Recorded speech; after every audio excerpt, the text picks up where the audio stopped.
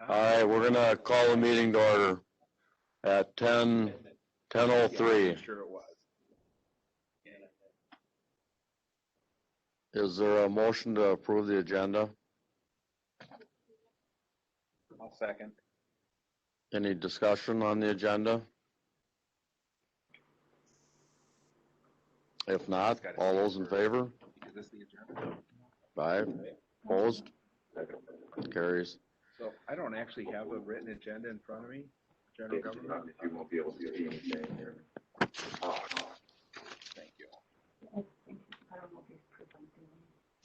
Oh. Oh, I almost gonna get a meeting start exactly at 10 a.m. Okay. Oh, it's 10 right now, is that right? Yeah, 10.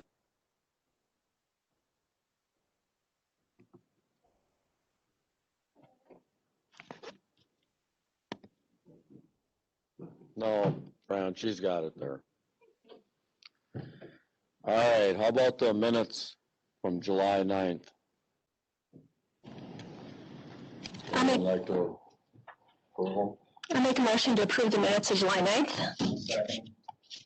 Any discussion on the minutes?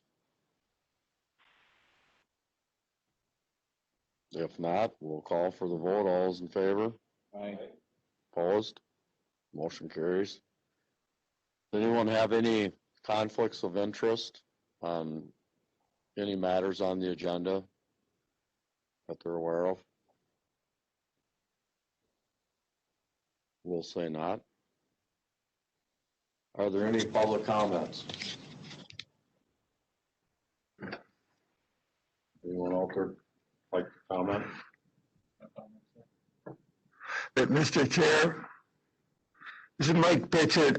I believe we have the Fair Society Memorandum of Understanding on the table.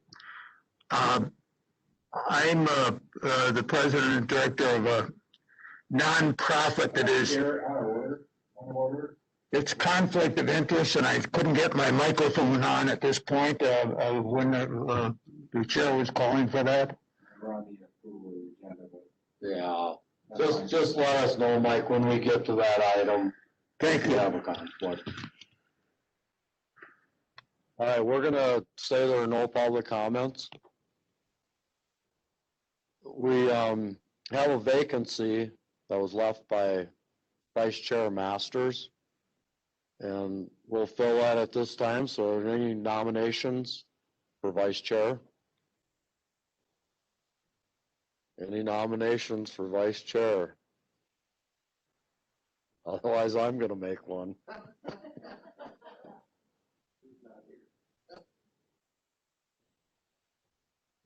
Well, it was Masters was before. I would certainly, I would go ahead and nominate Supervisor Ruck for that job, just take Master's spot. I think a lot of other supervisors have got lots going on. Unless one of the other supervisors wants it, I would certainly nominate Dan. Yeah, I mean, it would just be to run the meeting if I wasn't here, but. Are there any other nominations? If not, I would ask that we cast a unanimous ballot. Aye. Aye. All right. Congratulations. Thanks. Put you right to work. I have no idea what I'm doing, so this ought to be good. How it works around here. I understand it.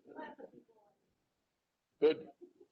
All right. Are there any supervisors not seated as committee members that would like to make a comment?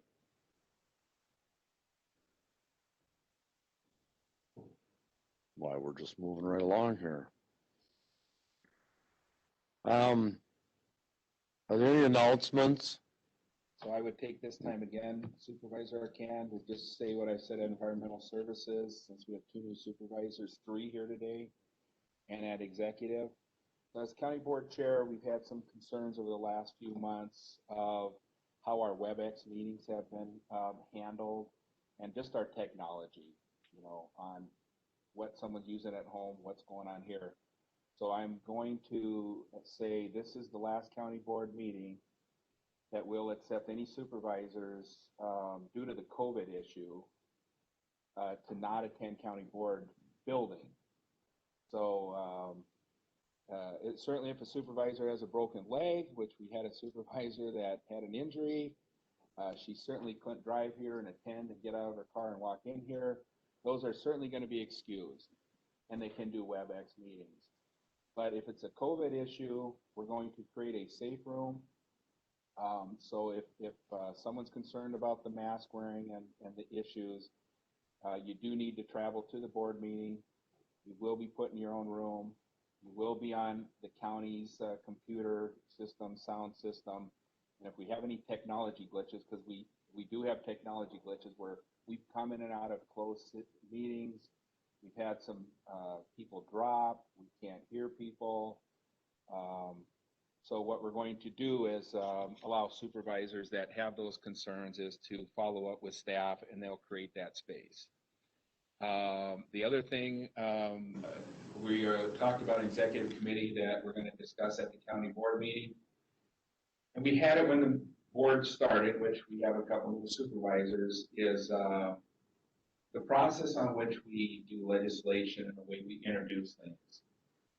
Currently, we have a little bit of problem with supervisors working around committees, working directly with staff members, working with corporation counsel on legal opinions, and it's a multiple. It ain't just one issue like the CAFO issue. There's another supervisor that sent a message or a letter last week, same thing.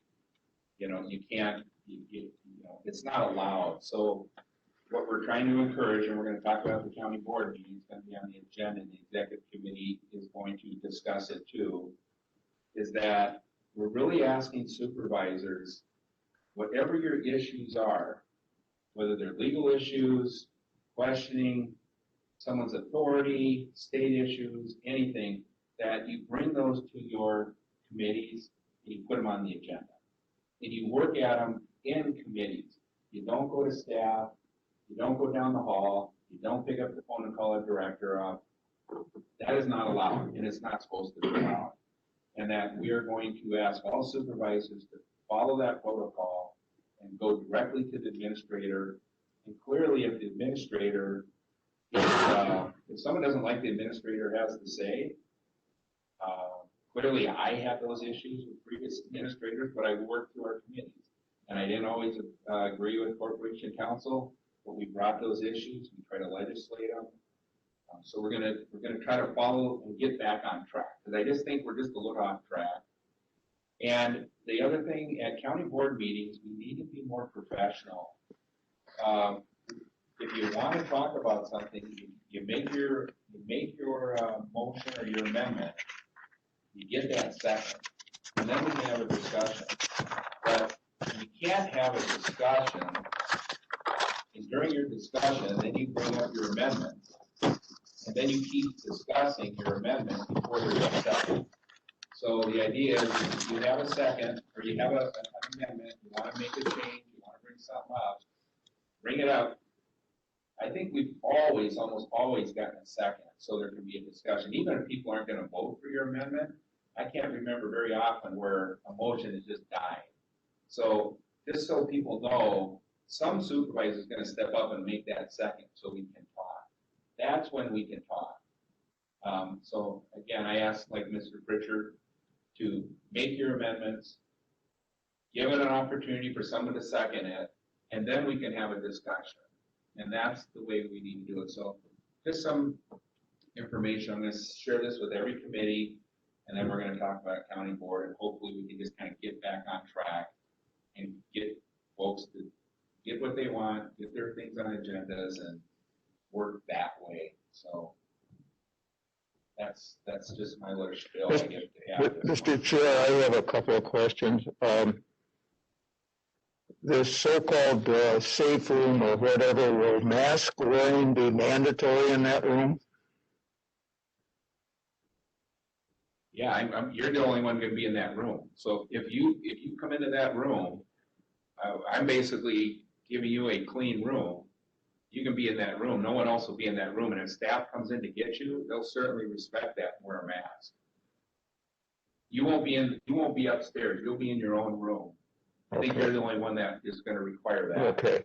I appreciate people that do wear masks, and several people here are, most people here are wearing them, and I appreciate that. Yeah.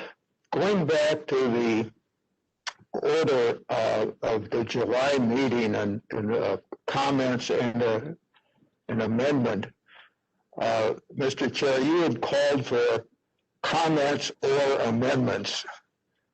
And when I had the floor for a few minutes, I made my comments and then I made my amendment, and I thought that was in keeping with your request from the chair. So, Sure, I understand that. We have a difference of.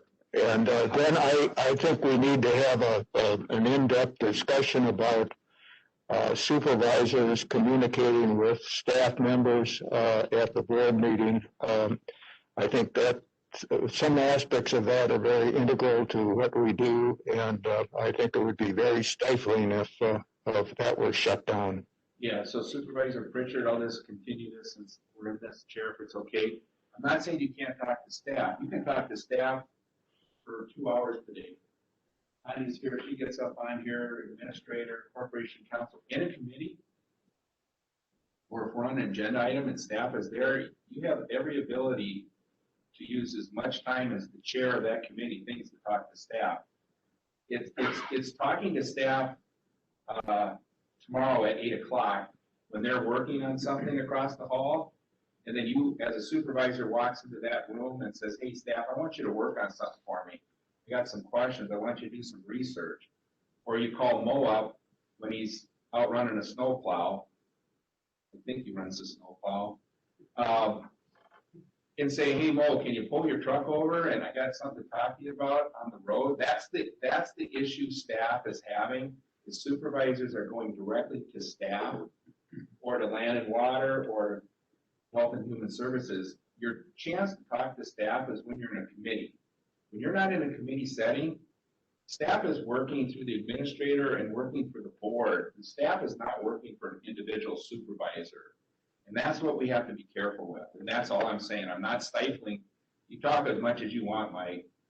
You just do it in a committee setting. And you bring your stuff up on an agenda in a committee setting. And I think our communication will get a lot better, because if you sat here and you watched your interaction with us on screen, on your computer, and your noise and your background noise, and some of the things going on, we can't pay attention to what you're saying. So I'm trying to improve it so it's actually better for you. And it's nothing about stifling your comments. I'm trying to give you the opportunity to. I think the matter needs further discussion, and I don't intend to discuss it here. But anyway, if you want something to discuss, put it on the agenda. I don't think the committee setting and the staff. This is where we do it, Mike. This is where we do it. That's why it's. Well, I think that's too narrow. So anyway. We'll put it on an agenda then, because I won't be discussing it with you any longer. Go ahead.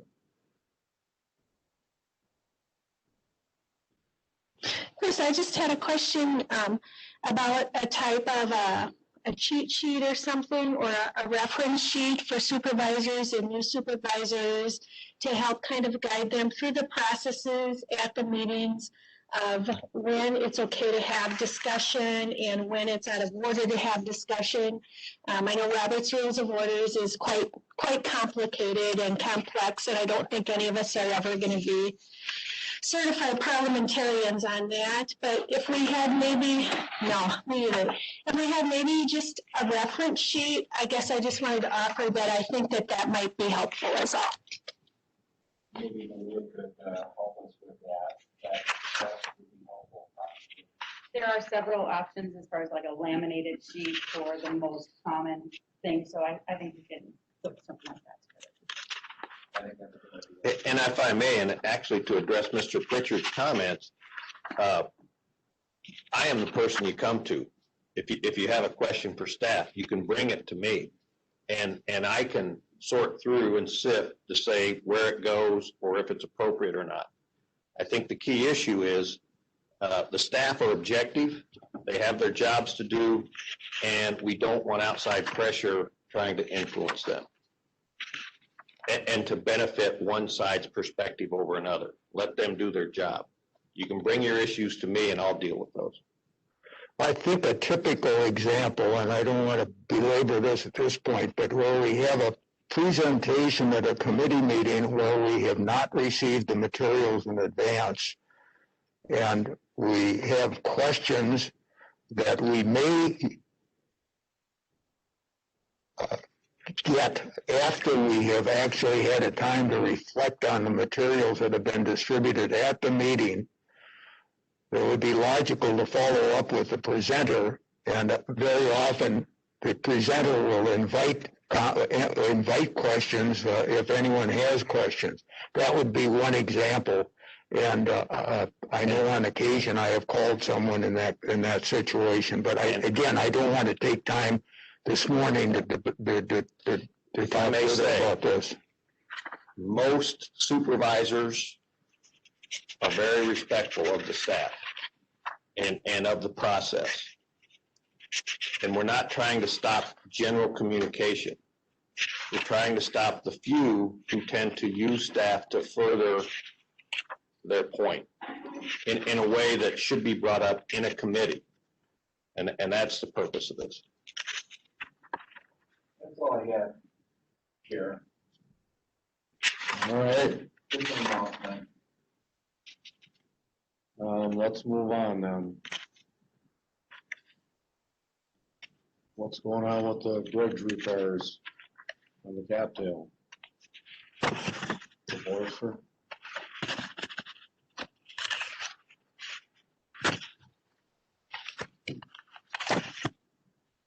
Madam Chair and General Government Committee, this issue or this project is already been passed through the Environmental Services Committee. I guess just to get clarification for me, given the amount of this project, I want to be in line with the fiscal policies of the county. Essentially what's going on with the bridge right in the city of Amory, which would be the trailhead for walking, snowmobile, ATV bridge. Essentially, initially we were looking at a redecking project. That project has grown per the DNR engineer. We had to take care of some issues associated with the abutments and the wing walls, etc. So this project grew from just over $60,000, which was in the resolution for staff to proceed. This has grown to $100,000, so I'm bringing this in front of committee to make sure it's okay for staff to proceed. The funding for this project is coming from ATV and snowmobile trail aid grants at 100%. We will be awarding the contract to River City Construction. The bid came in at $94,440,000, and the grant that we have money to spend is $100,098. That will include replacing the decking, the handrail, replacing some scour under the pillars. Not certain if I need a motion on this. I will be awarding the contract, and I talked to Malia about the general workman's compensation, and it sounds like we're okay with the $500,000 workman compensation. So just want to be all in line with other contracts that are going out the door and making sure we've got the county covered for liability. I guess at this point, that's a very brief overview of the project. I'll answer any questions if you have any at this point. Sure. Just two questions. How many bids did you get? And environmental services approved to move forward with this? So the first part of your question, we received 5 bids. Okay. The high bid was $154,000 from Larson Bridges, and River City Construction, of course, was the low bid. And yes, environmental services already has given permission to move forward as of yesterday. Thank you.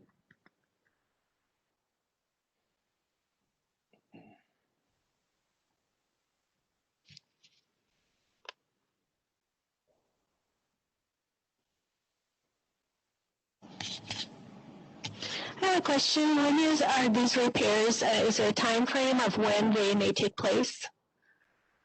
Yet this year, or would it be next year? Yet this year? Okay. So the construction period can be any time from now until snowmobile trails open. So the project has to be completed no later than November 30th of this year. Will a section of the trail be closed then? And if so, are there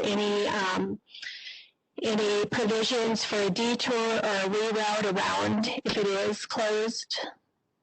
So yes, the trail will be closed right in the city of Amory. The city of Amory already has a heads up as I get more details from the contractor. I'm requiring a 5-day notice so that we can barricade the trail, post it closed, then work with the snowmobile and ATV council to reroute that trail. That was part of the selection process of the contractor. I spoke with every one of these contractors. Time is the essence type of thing. We don't want this project dragging on for a month. So the contractors that have the proper equipment, et cetera, can get it done in 2 to 3 weeks versus 2 to 3 months. Sounds good.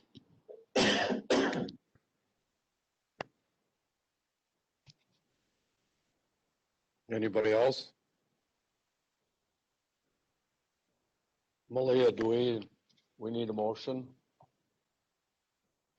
No, the committee does not need to approve this. All right, thanks. Thank you. Update on the space analysis.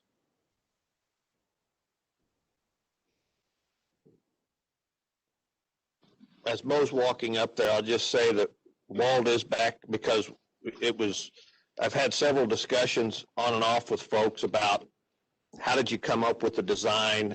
Why are we replacing this piece of equipment and so on? So we thought we'd bring them back and let them answer your questions directly to show you what rationale we went through.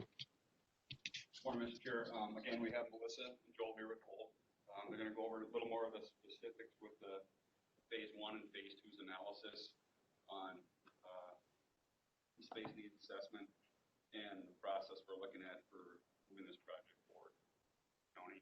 We also have Rod Polk, our facilities manager here, in case there's any more technical questions that Melissa, Joel, or myself cannot answer. So I'll turn it over to them.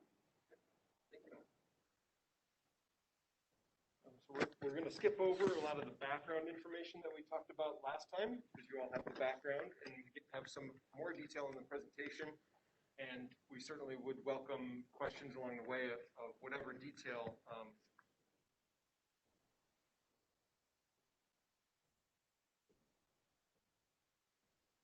Okay, so we will present some more detail from our last meeting, and certainly if there are any questions that anyone has, we're open to answering and being interrupted as we go along. So next slide. We'll review the phase 1 building maintenance recommended project, the phase 2 building reorganization, and then we brought along a few examples of boardrooms to give this committee an idea of what might be possible. So I got one quick question. When you say phase 1, phase 2, is it all are they separate phases? Or are they truly one phase? You know, that's really up for grabs right now. I think the financing is being discussed to have. So they can be separate phases. They can be, and we haven't gotten into the detail of whether it makes sense to bid it all as once or. Just a question. Okay. So I don't think we need to go over the guiding principles again. That's just one thing we always like to have at the beginning, that there were objectives.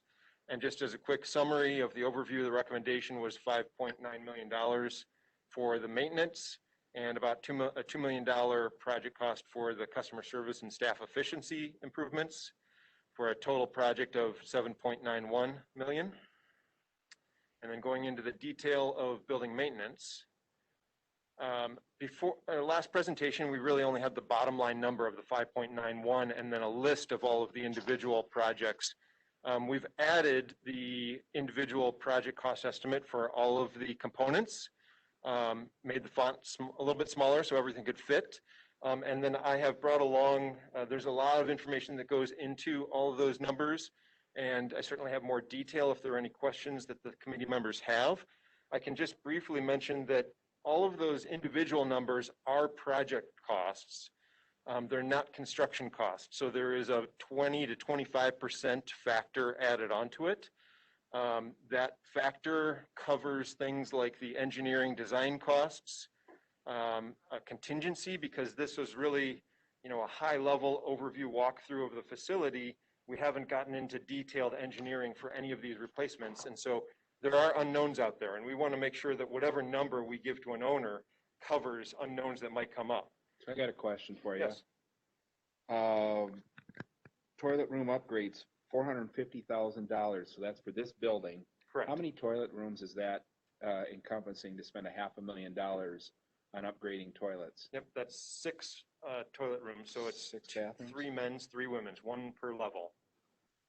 And that's based on That's all right. We can keep it rolling. Okay. We don't need to get in details. I just wanted to go through those questions when I have them. I can pause here for any questions on this list. We really just wanted to be available to answer any more detailed questions on the maintenance. Do we have a current backup power generator? Yes, And you're saying it's no good or it's out of life? it's original to 1974. So you didn't have the number on there. Everything else you had 1974, but that one you don't. The reason we said 1974 for the first 8 or 9 items is those systems only address this 1974 building. The backup generator is that age, but it addresses the whole campus. Gotcha.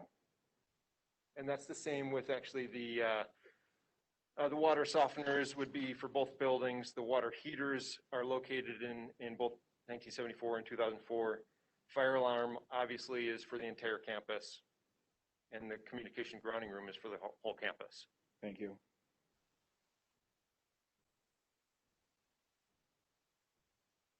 All right. That's all I had on that page for me. Okay, thank you. But maybe other guys have questions, but We certainly And can gals. answer or, questions to Mo or to the administrator, to Vince, to any other detail. We have the rationale behind all these numbers. And again, like I said, it's most important in our mind that when we set an initial budget, there is some wiggle room so that as unknowns are discovered, it's not a surprise and you don't come back to the county board. So certainly some of the prices might end up being lower, but we don't want to set a price that ends up needing to be escalated later. so how much contingency do you have built into $5.9 million roughly? So the construction costs literally are about 80% of that. And so engineering costs usually run between 7 and 10%. So the contingency is about 10% also, 10% contingency, okay. about 600,000. About a $600,000 contingency. And do you have in your budget for this or is that in that phase 2 with the staff move around furniture, all that kind of stuff? You got carpet finishes in this phase, all finishes. What's not in this phase? If you're gonna do all this work, what about toilet paper holders? What about soap dispensers? All that kind of stuff. Yeah, so the cost for individual line items should accomplish the items that are going to be touched. So for example, the ventilation system replacement, I believe, includes ceilings because as we're replacing the ductwork, we have to take down ceilings. So there'd be new ceilings included in that. There's a separate line item for lighting, so we excluded lighting from that ventilation project. What about furniture? That is not, there's no requirement for furniture in any of these maintenance projects. Okay. And there's the toilet room upgrades, obviously there's new finishes for the toilet rooms. The accessories would be included in that. Sure. But general office remodeling or painting or carpeting or anything like that is not included in any of this maintenance. And no moving costs, moving people around, having contractors in here. I would suggest that that's part of the 20% project cost factor, part of that contingency. Is you're gonna use that for those, all the things that aren't in this budget. You feel like putting 600 grand into the budget, there's money in there that we're not gonna go tap and this is an administrator question or Mo, you're not gonna go tap out, general funds to do any of this work. It's all No. gonna be encompassed. No, the first phase we're talking here, the 1.9 is all the mechanical stuff on there. The phase 2, the second part of that, when we talked about funding with PDA, that's more of the office move and the restructure of the citizen-centric area and customer-centric. So, And that's why I asked Yes. earlier, is can you realistically, you're presenting it as 2 phases. Is it truly realistic that you can do this in 2 phases? yes. Okay. Yes, our intent was with the looking for funding was to do the mechanical systems first, Sure. then follow up with a second phase the following year on the office move and realigning the county board room with the new technology. Thanks. All right, so the, I apologize for being moved. I'll probably gonna ask a question that's been covered before.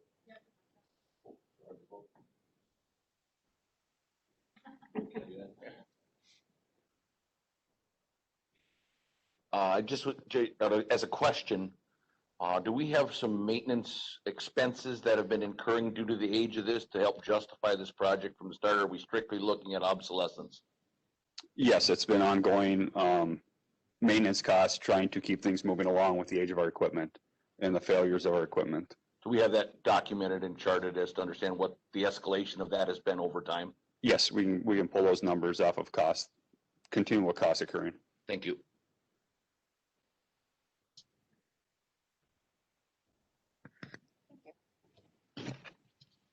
And then if you wanna, perfect. So this next phase, as we call it, will be kind of the building organization piece of it. And so I am gonna actually take you guys through kind of the plans that we've developed, starting with the lower level. And so as you can see, there are a few changes here. Everything looks colored. What we did is we took each department and colored it its own. So as we looked through, as we did our interviews and our surveys, we understood what their needs were for each individual section.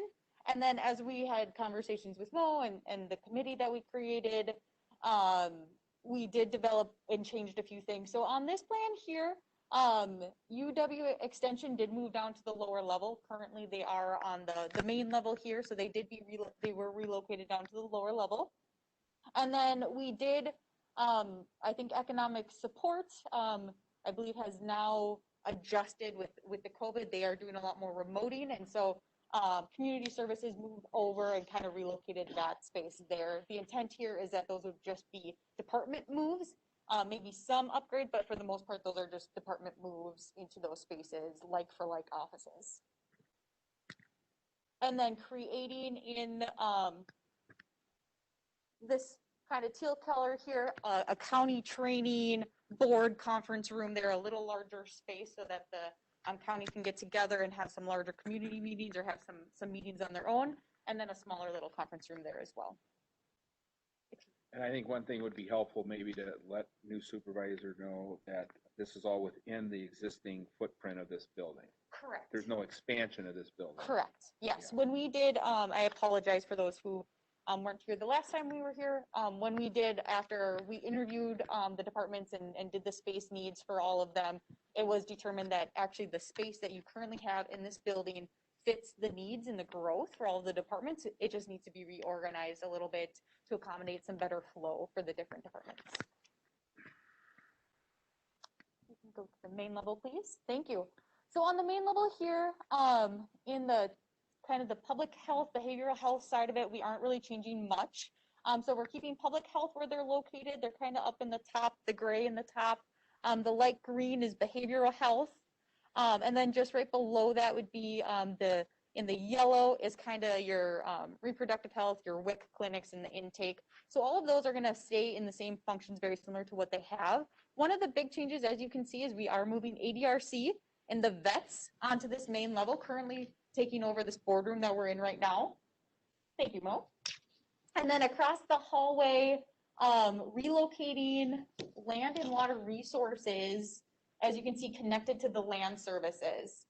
As we know that those are all community-driven public entities, we wanted to make sure that they were as close as possible to the front entry to really create that community-centric environment that we're going with. And as you can see, we do have kind of a essential service counter as well as you first come in. And again, this is probably the exciting part of the project as we look at citizen-centric and getting our main customers into the main level, both for their needs, including elderly, the vets. If you recall on our last drawing, we had the county clerk on the top level, meeting with division stuff. We looked at things and how we can make things flow, and we kind of tweaked the drawings again on that to keep the county clerk down on the main level for customers. We did also put economic development. It says economic support, but that's economic development in that little green square there as his customers coming in on that main level. Moving the board level up, and then showing behavioral health and community services all on the same level, naturally in design. Again, this is this wall would be opened up for that division to have the open office space, so they're all in one spot there. Yes, Chris. So, when, again, the plan isn't clear, phase one, phase two, so I can't tell by the presentation what's phase one you're talking about. Sounds like we're talking phase one and phase two at the same time right now, is that correct? No, it's not. Phase one is all the mechanicals. Everyone stays in the same So what spot. you're talking about is phase two. This is phase two. Okay, Phase two is where does it say that? Um, Without hearing you say that. Well, All of the plans are phase two. yeah. all the fans are phase All two. the plans are phase two. Correct. Okay, Yep. that helps. And just another way to read the plan too, all of the bubbles I see. that don't have, that you can't see the wall, or, sorry, the rooms underneath it are meant to be part of that reconfiguration. It would be kind of a whole renovation of that suite to accommodate those needs. The other departments that you can kind of see the rooms through, either it's going to be a like for like transition of just a department, or they're going to stay in the spot that they're currently in. So can you explain to us, how do you do phase one and phase two? How do you go into a room that you're not gonna, let's just take a room like this. And you're saying in phase one, you got 6 bathrooms, you got $500,000 for remodeling 6 bathrooms. And how does that not affect phase two? That's, I think they are interrelated, and I think Yeah, there's gonna be. you're gonna bust the wall some through, Crossover. yeah, that's There why might be some places I'm still where we getting, find it's more, Oh, I'm sorry. There are some crossover. There are also some places where we're going to find that it actually makes economic sense to do them simultaneously. But for the most part, the phase one is the infrastructure. It's the big boiler downstairs. It's not really affecting the occupied space. So what we might end up doing is things like the lighting. If an area is proposed to be remodeled, we might defer the lighting out of phase one and wait to do it as part of phase two. so my question was specifically on the bathrooms. You have 6 bathrooms. Mhm. You're spending $500,000 remodeling 6 bathrooms. How do you remodel a bathroom on this building and not affect phase two? That was my point at the beginning. How do you do phase one and phase two? Now I'm hearing phase two is gonna have to go with part of phase one. And I Right? think they can be distinct phases, but we might see the lines not as hard, or things might move between phases slightly right now.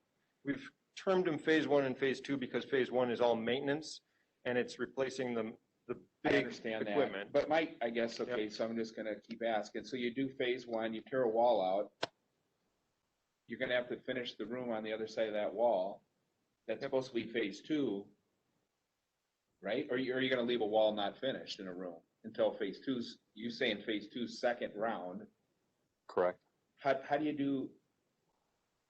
I Maybe know let it me- looks good to break this up in phases, maybe for dollar wise or something, but I guess what I'm getting to is, it seems like when you break up phases like this, one of the phases you're gonna spend more money on if you can't go in and do the whole room and get it done at one time. Why would you break and go, oh, I'll come back a year later and I'm gonna do this? You're gonna get charged more. So I Can you think address that? maybe I'll explain it as phase one and phase two are funding driven and construction sequencing has yet to be determined. Does that Okay. make sense? A little bit. That we're. But I don't wanna spend more money because it's a funding Absolutely. issue, because you're trying to make everyone feel good, or the way you're gonna borrow money. I'd hate to put the burden on the taxpayers to say, oh, it felt good to spread it out 2 different types of deals, but it costs us an extra $100,000 or 200, or, I mean, this, a $7 million project, if you got 10% contingency in this one, you probably got 10% in the other one. We're gonna blow our contingencies because of this phasing is what I the way it feels like to me, looking at this flow. I think as we look at the analysis we're working on this to separate out the phases as we did with the highway facility, we broke that out in budget to get our budgetary numbers as we went through it. Yeah. That project, as we got into the detail of the A&E side, as we got into the design and the nuts and bolts of the move, certain line items changed from one phase to the other, but we still stayed within budget with the budget request that was asked. And that's what we're trying to, as we look at big picture ADRC moving into this room here, A&E, and once we get into the A&E side of it, the incremental design, you'll see more of the changes on that. The bathrooms, renovating inside the existing space, we're not moving the bathrooms. So we wouldn't be blowing out a wall into this room to get that accomplished. We'd be within the footprint of the existing bathrooms to stay within those. There will be some naturally overlap as the shell of the building still remains the same with ventilation. We will have to open up some walls in phase 2 to make that work.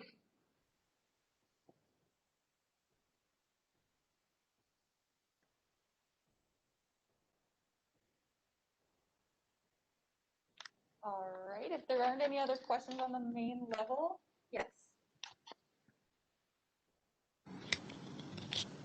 Just curiosity, how many people enter the building on an average day?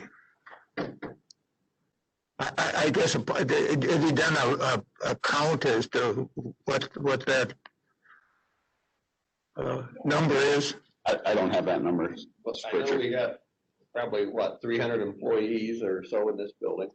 But then. I'm thinking more members of the public, Yeah. probably. You know, I sit in my office and I've seen, in my short time here, it changed dramatically based on the time of year. So during the tax season, cars and people are lined up to walk in and pay their taxes and those types of things. Summer months, we have people getting permits and those types of things. I don't have the exact number. I know that when we did our interviews, it was relative to say, what is the frequency of people coming in? So ADRC, older folks that need, may have knee problems, veterans who may have health problems, whatever the case may be, we wanted them accessible and easily reached. Thank you.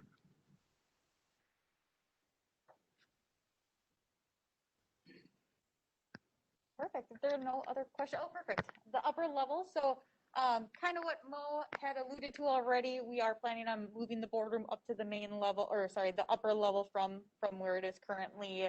The thought is to take over one of the large old courtrooms that's up there.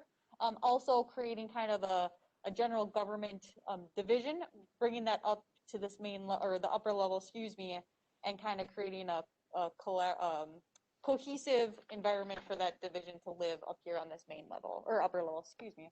And then also creating another boardroom, conference room up there as well. In that the extra boardroom here, the training room / training room, would be used for like overflow for the larger county board meetings that would be able to view the county board room at that nearest location. Are there any other questions on the plans before we move on to examples of the boardroom or what that potentially could function like? No? So we did have a request to bring some examples. One of the things that I'll just preface all of this with is there are no real decisions that have been made at all. So what we're presenting is a range of options that we've seen counties utilize. And the first are a couple of images. We've seen county boardrooms that we've designed that are very elaborate, wood paneling everywhere, really articulated soffits and natural daylighting above, and certainly audiovisual technology is important in every boardroom. So that's kind of the high end. We've seen where instead of wood paneling behind, it's more of an acoustic wall panel that kind of blends in and looks a little bit more like sheetrock with more some wood elements in the surrounding room, but certainly a millwork dais bench. We've in the next slide, we've seen it be a very plain approach, where instead of having a dais it's more of the movable furniture that makes the room very flexible to be used as a training room in other times. But certainly, again, the AV, you can see the acoustic paneling on the back there. This is probably a 25 or so person board, so it's more capacity than you need. We did a project probably about 10 years ago in Chippewa County, and we converted a conference room to a supervisor's boardroom and just added a little bit of a wood flat paneling to the back wall. It's a 6-inch raised platform with a 6-inch ramp up, and the wall in front of the same maple wood that just gives a little bit of prominence to the chair, vice chair, and a couple of staff, and then the rest of the supervisors, and I think in that county it's 29 supervisors. They sit around flexible tables with a little bit more executive style chair, not too unlike here with a little bit more contemporary tables. The plan of that room, the size of the room is not too far off. Your west courtroom upstairs is actually a little bit bigger. So that's the plan that they have with the 29 supervisors at these tables. And you actually saw a slightly different configuration where they're all facing some AV on this end of the room in the photo with the raised dais at that point. If I reimagined that size room, and again, yours is a little bit bigger. You can go to the next slide, Chad. Here you could have that same 5-person dais, rearrange the movable tables into a little bit tighter U shape so that everyone is a little bit closer together, more of an executive style conference room. Still have the AV maybe on this wall, everyone faces it. Gives a lot of room for public or staff to be sitting. And again, this is 19, so we were assuming 15 supervisors, 4 staff would be seated at the, as part of the main table. Another version, and we see a lot of different versions, so that's why I'm showing you a number of different ones. You could still have that at the front, have supervisors facing each other instead of being around a executive like board table. They could be facing each other, and then a presentation podium for a speaker right at the edge of that, so that everyone's facing. You don't lose any number of seats, and if you go with a movable table option, then you really could choose how you want the boardroom set up every day for each particular meeting. Next one, this is a different county board, but it's a very similar layout where they had 3 people at the front and the left. And then I think, again, this is higher quantity people than you need to seat. And they liked the flexibility and deemed the room the gather-atorium. But again, they have the rows facing inward presentation podium and a chair and a couple of either vice chair or staff at the head table. The next option, and this is actually the west courtroom up above, just to show you what fits. So here you could have a little bit of a hybrid where you have a smaller area for 11 people around a horseshoe, and then the back rows of 4 tables each, or 4 people each, to get all 19 at the front, still have a podium, potentially leave the pews or the seating where they are as is. And the next one gives more of a classroom lecture style where you'd have more of a raised dais at the front here.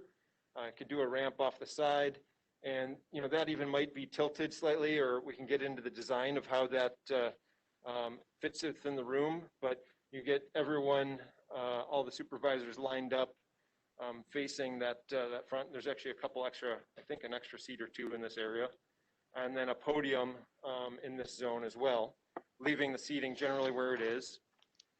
I think that's all. So like I said, there's a variety of options.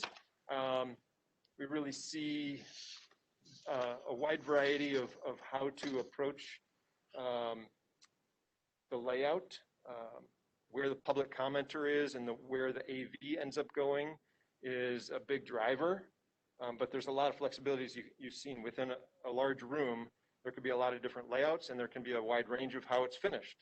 I would say that we don't have budgeted because we understood that fiscal responsibility is the highest priority on those guiding principles. We don't have that elaborate first example that was wood paneling everywhere as part of the budget.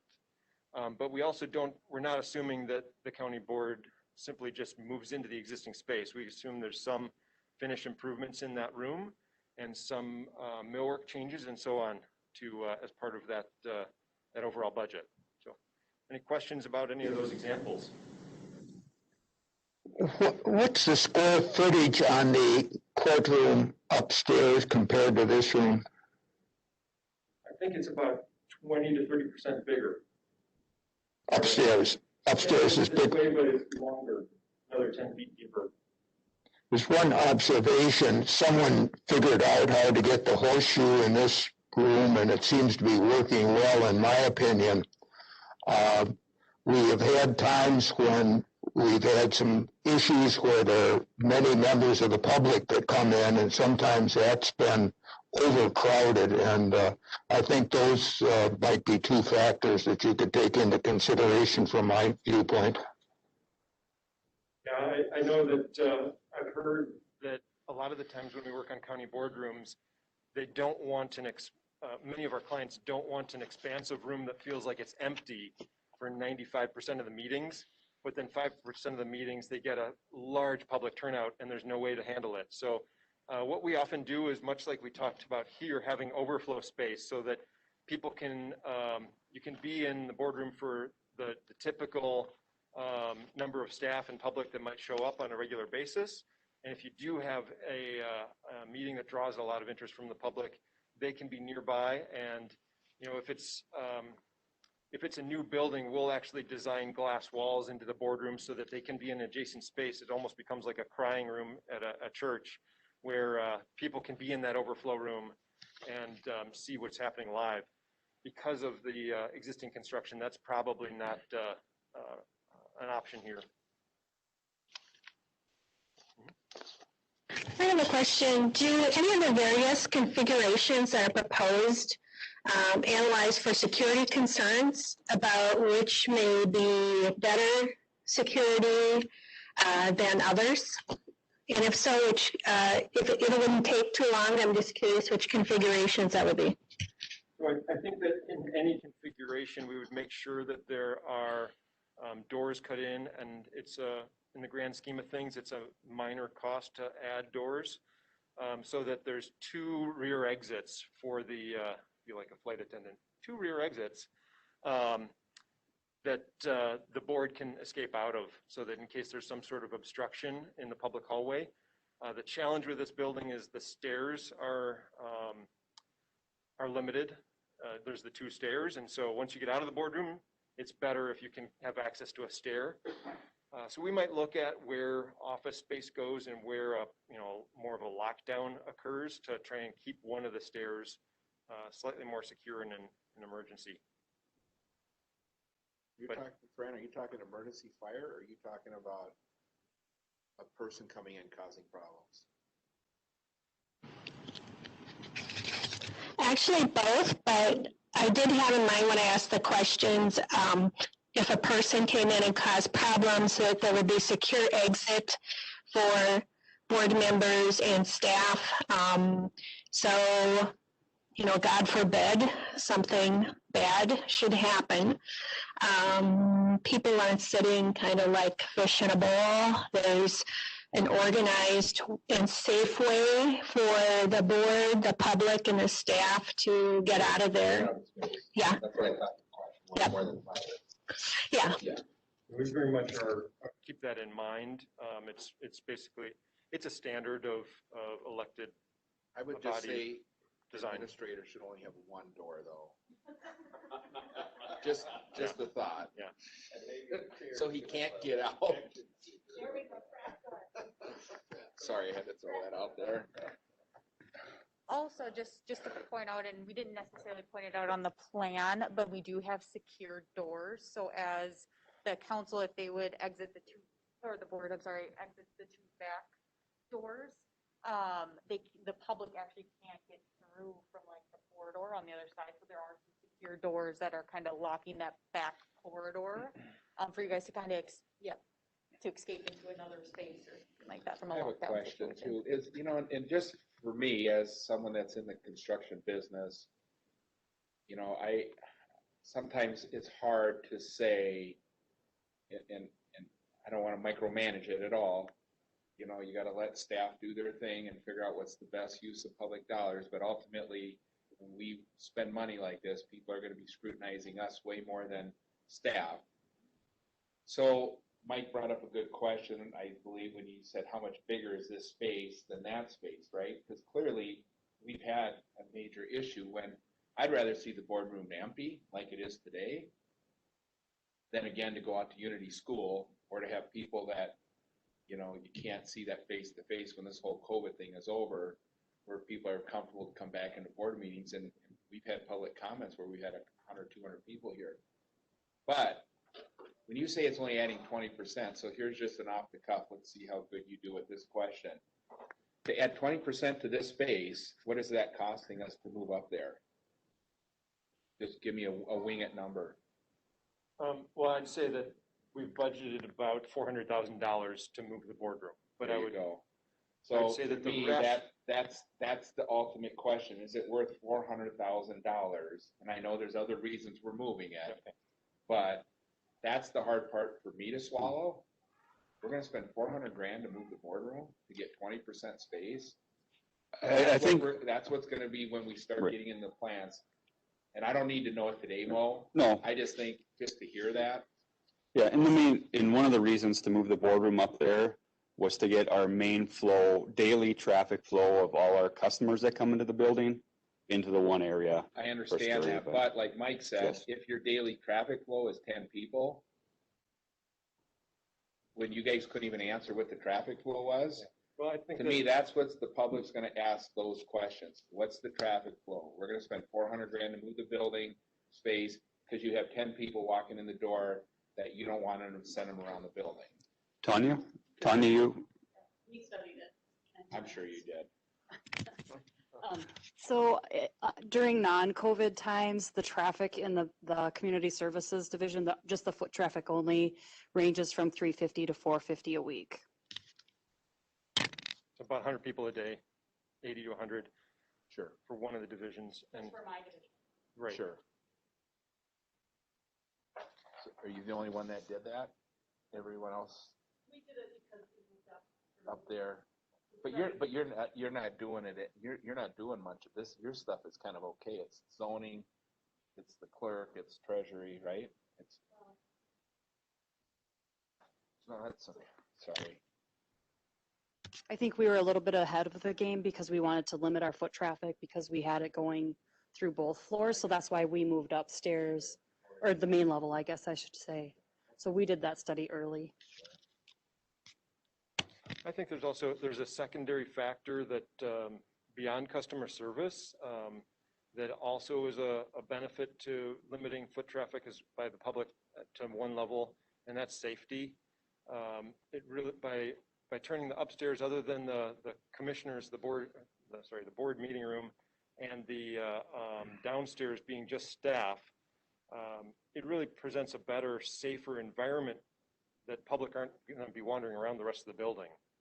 They'll be limited to where they are, and if they're in another area, then staff will know to approach them and say, can I help you? What are you looking for? And it presents a better, safe environment by limiting where public can go.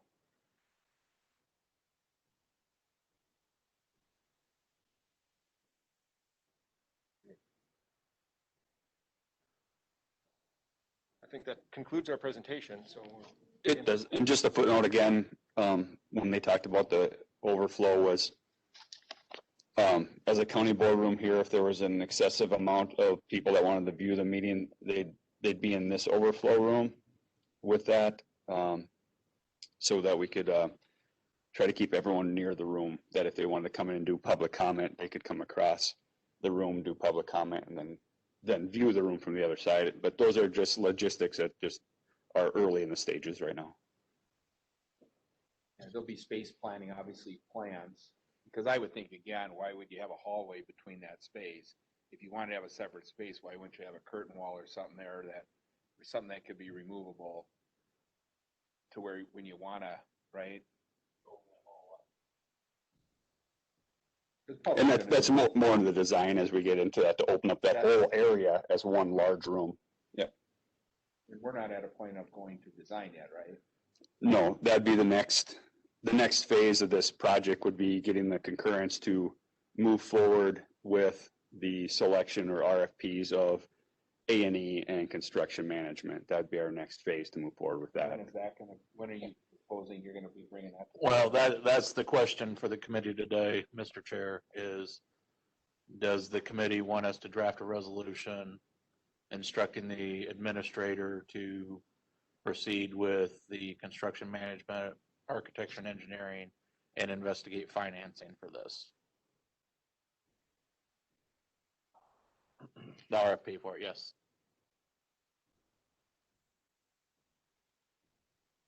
There are a question for you, since you got asked that question. As a supervisor, I would not want this committee to do that today without the full county board weighing in on this. It's a big deal. It's kind of like how we did the highway department. I certainly wouldn't want to vote on anything like that today. Just my opinion.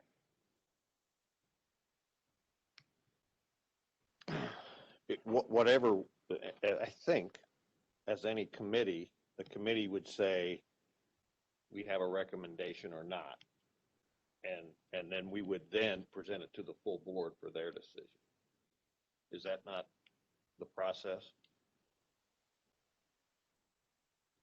I'm not ready to make a recommendation. I mean, either way, up or down. I understand these needs are there, but we've been waiting how many years to do this, and is there a rush to do this? It's just. But only in that the long-term capital improvements plan and the funding and those types of things, the strategy was for 2021 to begin the first phase. Sure. For 30 days to have a committee of the whole on the agenda or something, to where we really would walk all the supervisors through this, so we really understand what we're going down. I mean, I guess chair's prerogative. I have a question, but Chris just answered it for me. I was going to ask, as a committee, and we're not maybe ready to make a recommendation today, what would it take for us to become ready to make a recommendation? Further information from our consultants, something we want to kind of, have some time to digest ourselves, because it is a lot of information in things. But, with Chris just saying, having it go to the committee of the whole, having them see this presentation and some discussion, I know that can get to be maybe a big animal to do with so many people. It might be time consuming, but it is $7 million, so I wouldn't disagree with that. Personally, I wouldn't be ready to make a recommendation today, because I think it's a lot to think about, a lot to digest. I may think of questions later that I don't think of right now on the fly, so I wouldn't be ready to make a recommendation today either. But, if the rest of the committee is, why, yes, no, or no recommendation at this time.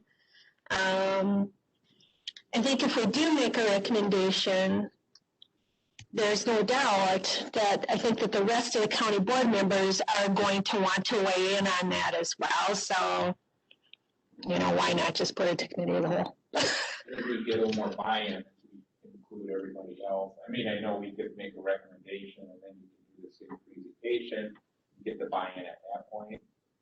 But I almost feel like it would be better, because I know there's supervisors out there that have talked to me that aren't ready to make it, and I think we get a little more buy-in and we get another presentation of all the supervisors. I think it'd be a little bit easier to get kind of a unanimous or close to unanimous support for the project. Would you like more information on what a timeline of the project would look like? for like the RFP process, the funding process, and how that would look as a big picture, and then we could come back to you in September with that, and then go to committee of the whole in September to discuss it as a group with the county board.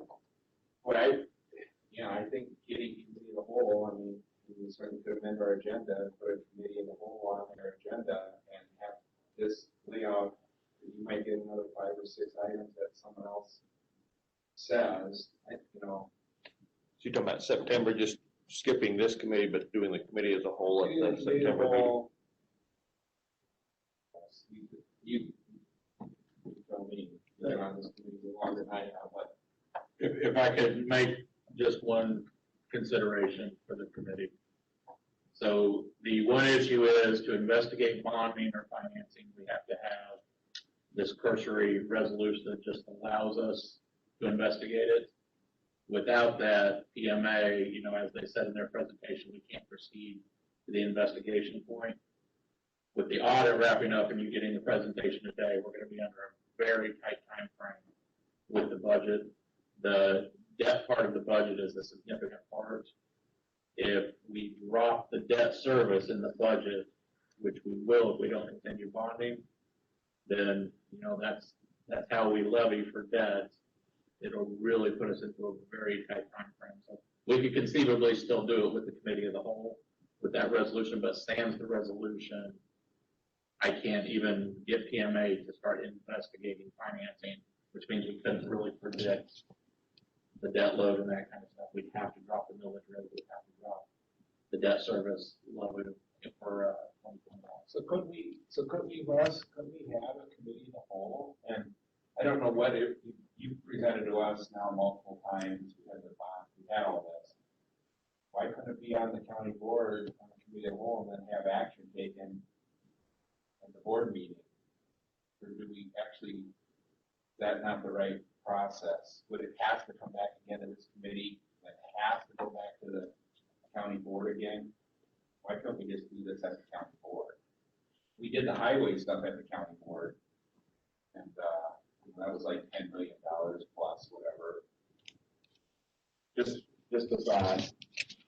Mr. I guess that'd be a question for Malia, if we could do this in committee of the whole in next Tuesday, are you talking? Yeah. And have that resolution to move forward with the bonding or the financial investigation for the financing. Sure, if this committee doesn't act on it, we would just need a 2/3 vote to bring it to the floor, but then it would just need a simple majority to pass, so. Well, Mr. Chair, I would chime in with Supervisor Chris and Supervisor Fran, but frankly, I'm not prepared to discuss it here today, but I think there are a number of things as staff that we ought to have a chance to sit down and talk more with staff. I would favor having another committee meeting with this primary issue on the agenda, but whatever.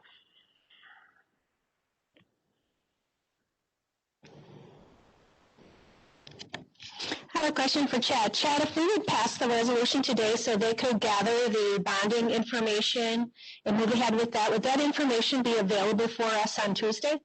Oh, no, there's no way. Okay. All this resolution does is authorize PMA to start investigating.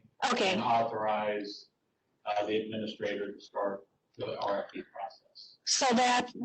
But what it does do is it kind of puts a placeholder in the budget that, our entire debt structure in the past has been that we maintain that 2.8 billion load per year. And this is the plan that feeds into it. So it doesn't say we're proceeding with the plan, but what it is a placeholder for the budget, saying that we're investigating continuing the capital improvement plan. So if I understand it correctly, it's a placeholder but not a commitment. It's a placeholder but not a commitment. But by the way bonding works, PMA, who is our financial advisor, cannot investigate financing options without that preliminary resolution. Okay. But you said that it also includes an RFP process starting, that the administrator would start. The RFP process for hiring a construction manager? Is that what the RFP, is that what the administrator would be working on?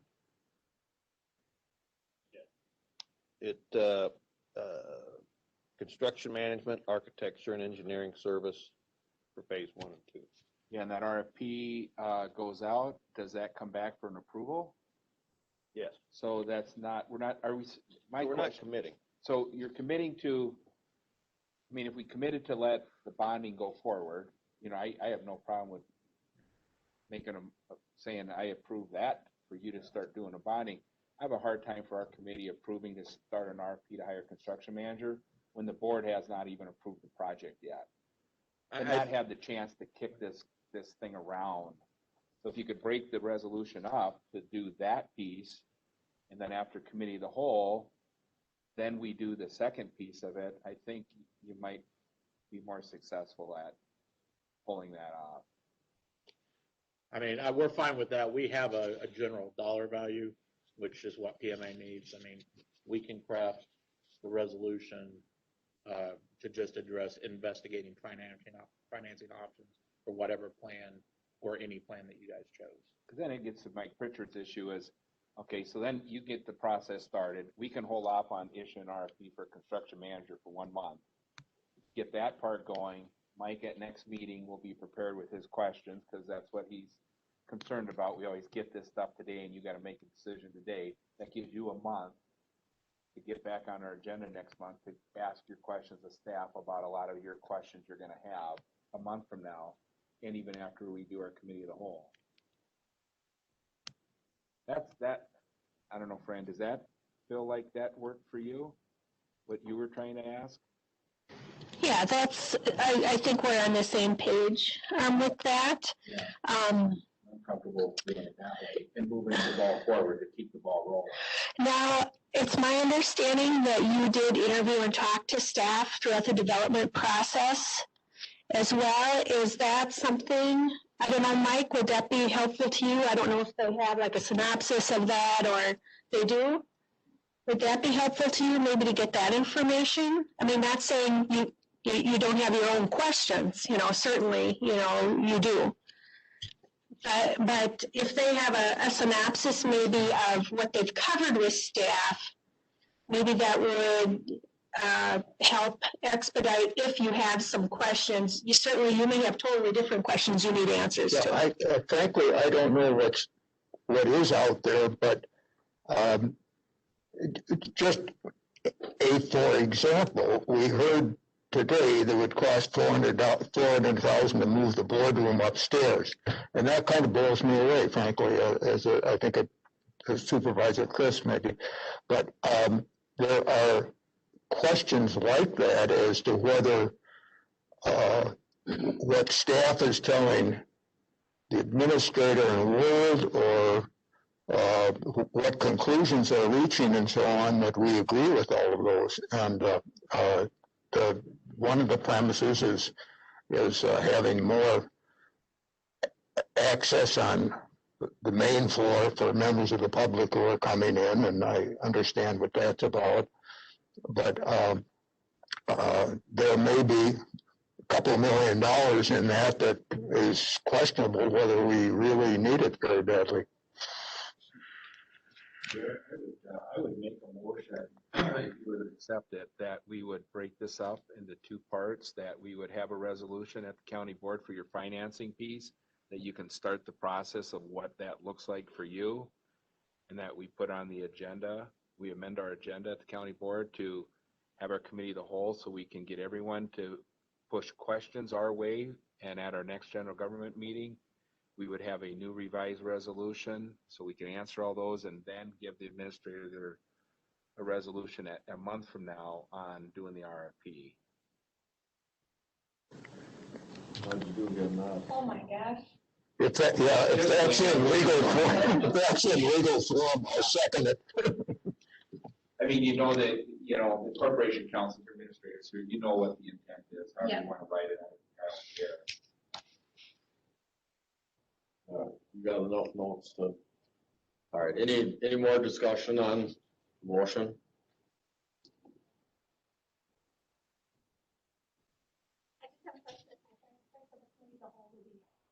Yep, if we can amend our agenda, we'll put it next week, and then we'll ask the committee of the whole all they're gonna be approving is the resolution that night, hopefully, to let Chad move forward. And that it's clear that questions and stuff need to come back to general government next month to do the second piece. But we would have a committee of the whole that we could talk about all this and let everyone know what we're working on. Corporation Council, is this Okay to do? doable? So the committee of the whole, you wouldn't make any decisions, you would just gather information. So if you were going to have a presentation, committee of the whole would be appropriate. If you want to recommend a resolution that just allows Chad to have PMA explore financing, That's a separate thing. that's a separate thing. And as Sure. long as this committee says that's what they want, we'll put it on the agenda. It then would not require a 2/3 majority because this committee has already. That's what my intent was. Okay. Yeah. So no committee of the whole presentation, just the bifurcated part of the resolution that allows exploring financing. Yeah. Gotcha. The committee of the whole would be just strictly to discuss the project, get questions going. Tell Do- everyone- Do you want that on? I think we should. Okay. I think we want the committee of the whole so everyone can talk about it, yeah. I would like a copy of that, of the recommendations from staff, sent to me by email, so I can get some time to review that, being brand new. I think the report that was distributed at last month's meeting contains minutes of every meeting with the staff, as well as the surveys that were filled out by staff. So that report ought to be comprehensive with all of our. So I think Mo contracts. can get that to him. He's new, yeah. And maybe we have that same report at our committee of the whole, right? I think it'd be good to hand it out again so we can really go through it. In advance? I'm sure Mr. Pritchard would like it in Yeah. advance. Okay. We can send that report back out to all the supervisors. Yeah. All right, anything else on the motion on the floor? Not, we'll call for the vote. All those in favor? Aye. Opposed? Motion carries. Thank you. Mr. Chair, again, Supervisor Chris Nelson and I had a discussion, and I can't emphasize enough how important I think it is that we do get the handouts in time to read them before our committee meetings and our board meetings. And like the World Report is available, so there's no particular reason, I guess, it couldn't go out by email today. Is that correct? Yes, it can go out. It's gone out to all the supervisors already. Yeah, and do you know what date that went out? And last month, before the last presentation to the. I don't think I copied that page for page. But anyway. Yes, we'll send it back out to you. Or you will send it back, well, anyway. Thank you. All right, moving right along here. We'll go to the update and possible action regarding the Polk County Recycling Center.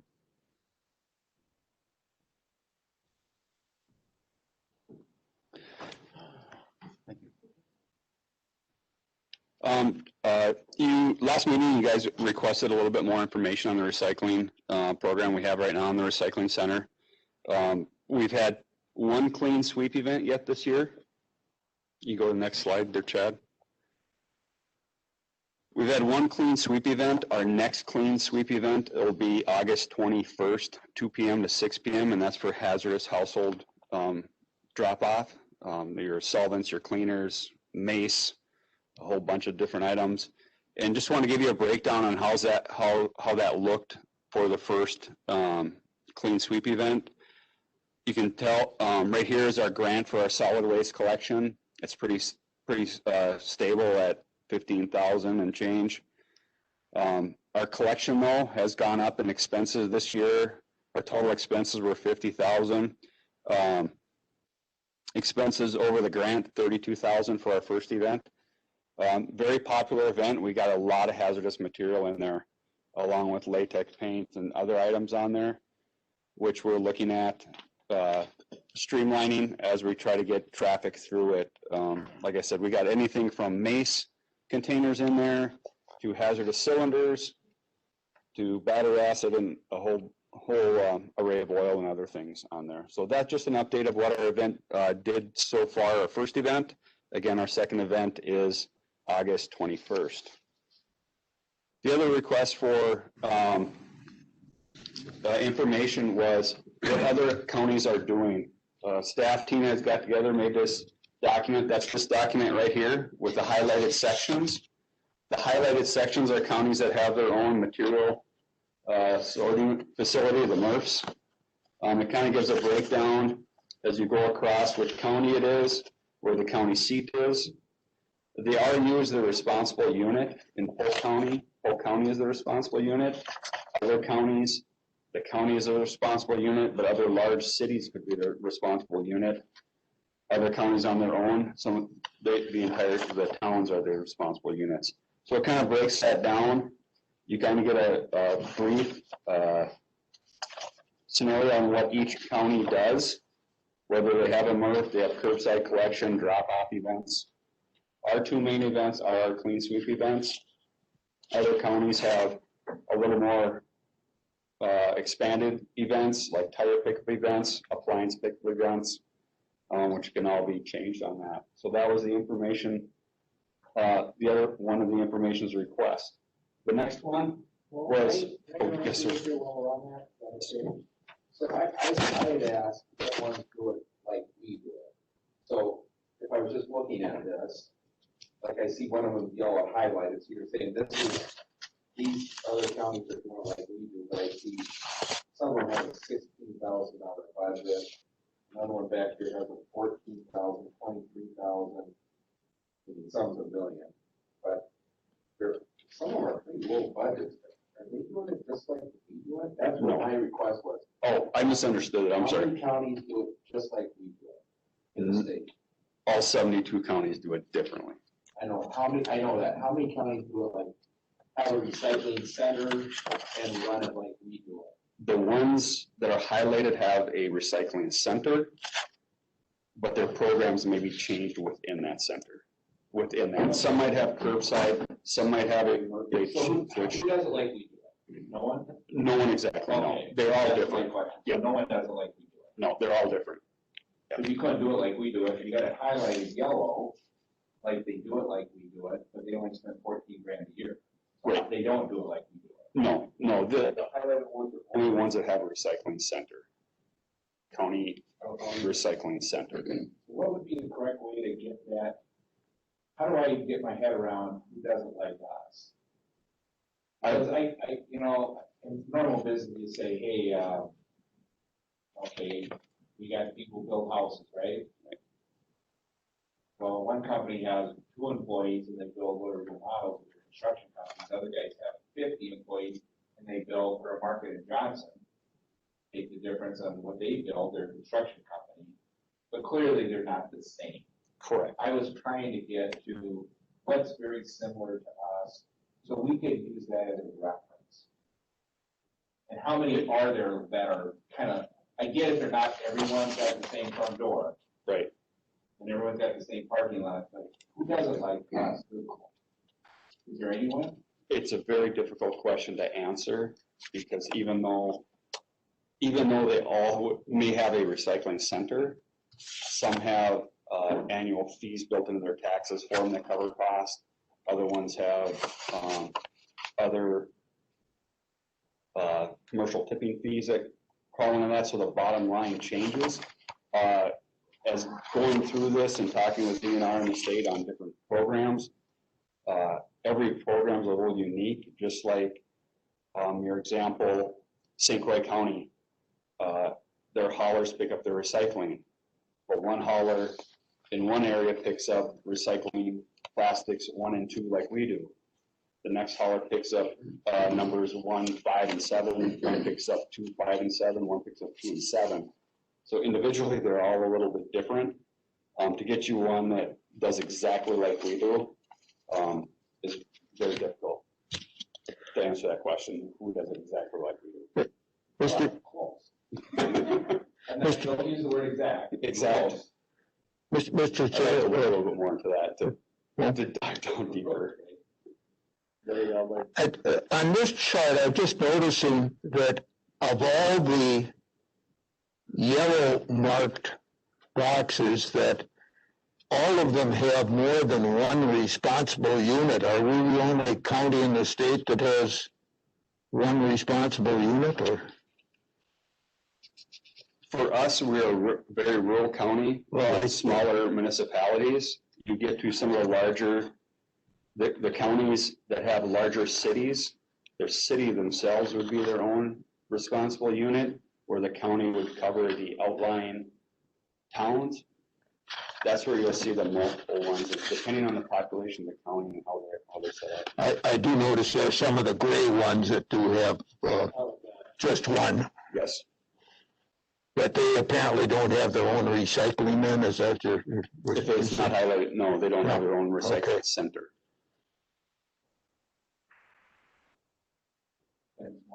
You bet. That's okay. The other piece was asked about future CIP. This is our working copy, kind of our CIP. You'll see this again in the budget process as we try to project out replacement of equipment. Again, with a CIP, your current year budget is the only one that is funded. Everything else is not funded, but these are our needs. Next year, for the recycling center, you'll see a 1-ton truck and then a industrial paper shredder in there, which ours is an age and takes quite a bit of staff time to shred paper. This one's more that you could dump it all in and grind it up. The 1-ton truck that's shown on there is early 2000s, 2002 or 1.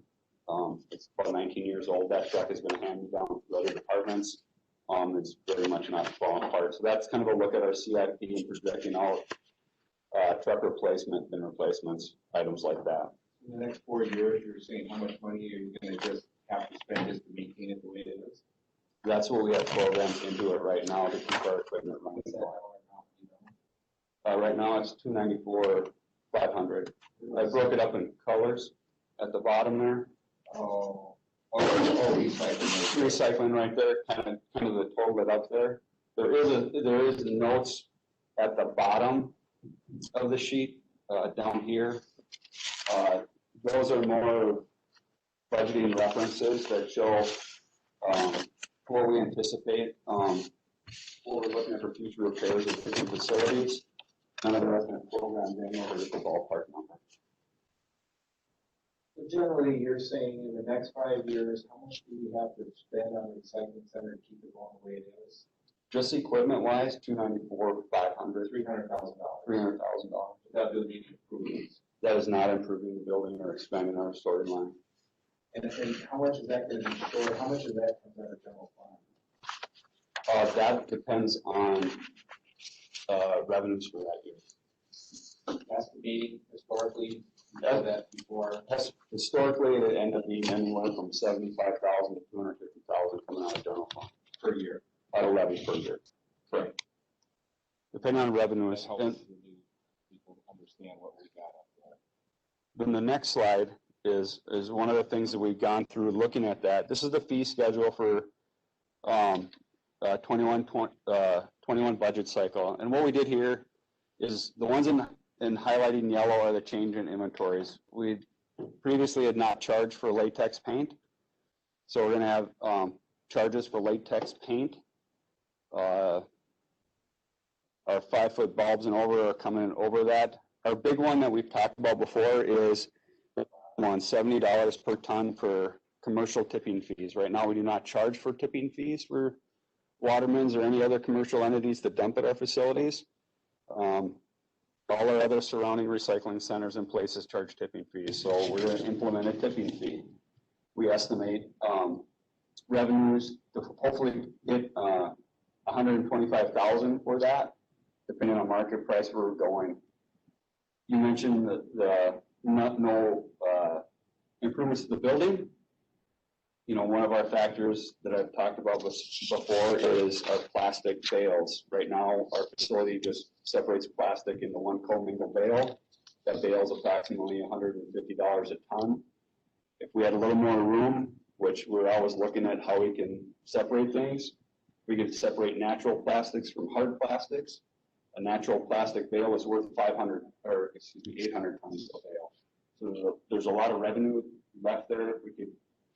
We're looking at ways to try to get that done with our current area, but we might have to not separate another commodity out of there. So we're looking at that. That's going to be our fee schedule that's going to go into the budget for next year to try to bring more revenue into it. We're also changing our business plan to eliminate, as you said, the business, take away the drop boxes we have at businesses, because that goes against our ordinance. We have them there for free. So we're going to remove our business ones coming up this fall. And then those businesses will have to have a commercial hauler do the recycling. And if they bring it to the recycling center, then they'll pay us $70 a ton to dump at our facility. I have a question. There had been some brief discussion about this previously. Did you happen to find out if the implementation of a special charge on the tax bill for recycling fees, if that would be exempt from levy limits or not? Or would that be something we would have to claim as an additional new revenue, a new fee, and so we'd have to lower our levy limit by that dollar amount of what we would collect, or is that exempt?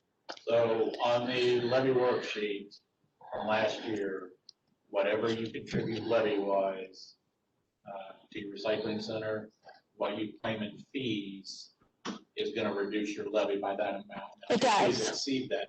Now, there was some discussion that Mo got in a thread between counties that there were people that believed that the recycling was separated from it. I think that we'll see some clarification when the levy worksheets come out in September. Mid-September, the levy worksheets come out. Maybe there'll be some good clarification on it. Right now, it appears when you go through the levy worksheet that you have to deduct those fees up into the dollar value you put in for levy dollars. Although most thread with the counties, some of them seem to indicate that it doesn't. Right, there was one mention of the Department of Revenue saying that recycling fell under the 5 protected classes, that it would not affect the levy. But we just need to get clarification on that if the board wanted to instill a countywide fee on a housing unit. I'm just curious for informational purposes, if nothing else. I know Jonathan is on the line here. I don't know if that's something that he knows or not, or I know Department of Revenues who would make that determination. But right, and the new levy worksheets come out in September. Okay. And I think that's when, if the clarification is on it, we can see the ruling on clarification. Okay, thank you. And that's what I have for information on that. I did, as the agenda was amended for action, I just put this up there. This is the same slide I had up on the last couple of presentations, is how do we want to see recycling needs for our residents of Polk County. Mr. Pritchard? Do the clean sweep, what sort of publicity does that get for people to know about it? Our ads go out in the paper. It's on our website. We hang a banner on the fence at the recycling center. It's done very well. We've backed up traffic on Highway 8 all the way to the brake check area. Okay, thank you.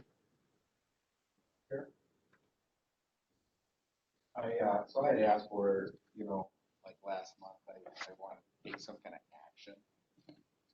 And the reason, I guess, we've been talking about this in general government for the last 5 years since I've been on it. I know before this, the expenses we have down there, maintaining an old building, it was a retrofit, what it was before, old block plant, now it's recycling. We had Endeavors helping down there, how complicated the market is, how to track it.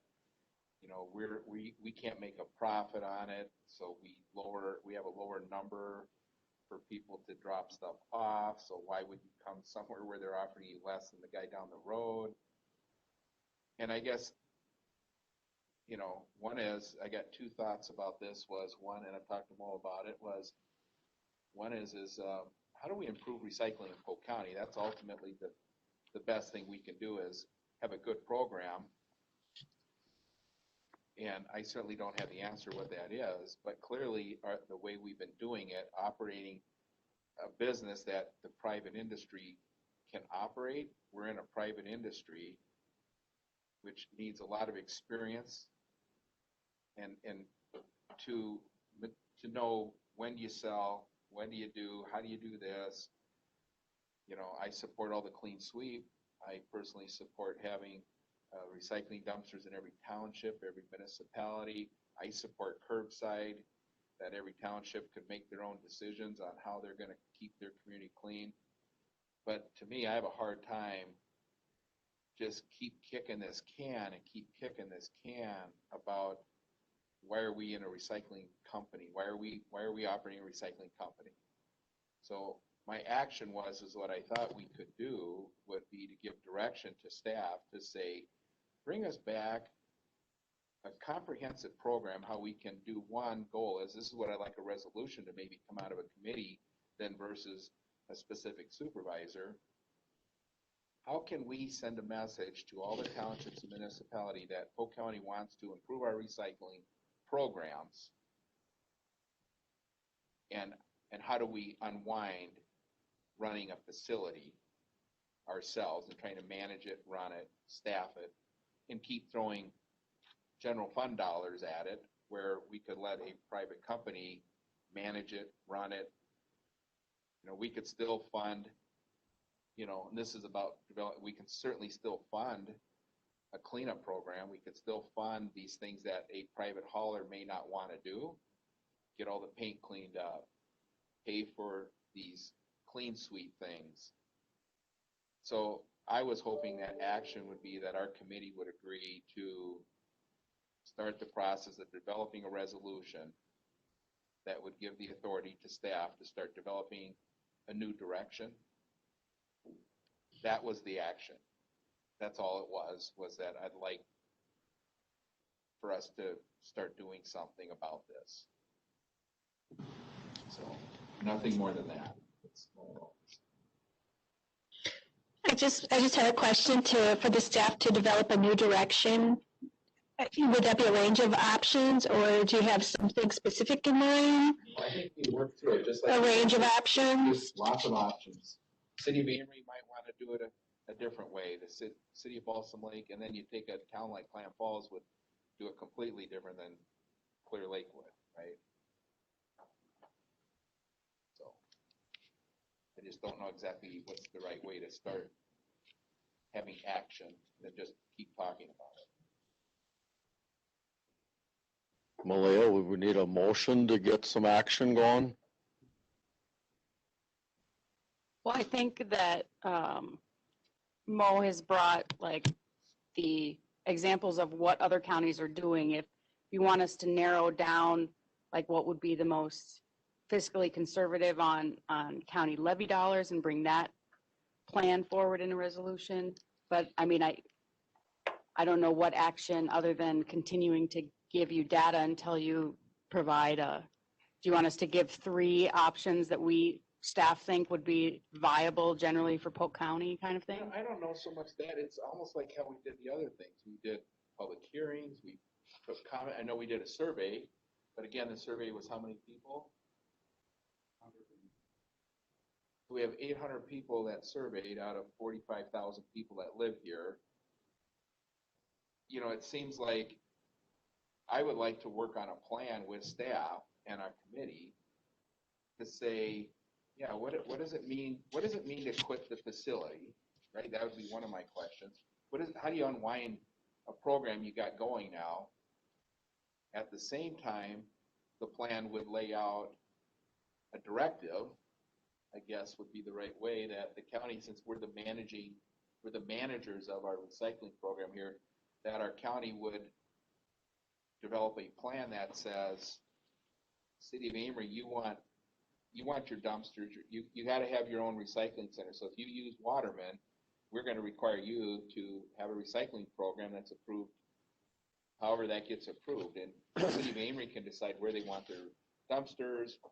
Village of Balsam Lake says, well, we don't really want dumpsters around the community. We want everyone to have curbside pickup for recycling. You know, I think it's creating program that works for, you know, Milltown Township probably doesn't want, my township probably does not want right now to put dumpsters. I don't know if they want recycling dumpsters at the curb or if they would have wanted at the town shop, a recycling container. So if I live in Milltown, or I live somewhere in the community, do I have to run to Amory to throw my stuff into Amory's recycling? Why couldn't I go to my township hall and recycle, right? It's right there. I drive by it every day. And I just, to me, that's the action that I'd like to take, is that this committee would start working on a plan with staff to shut down the recycling center.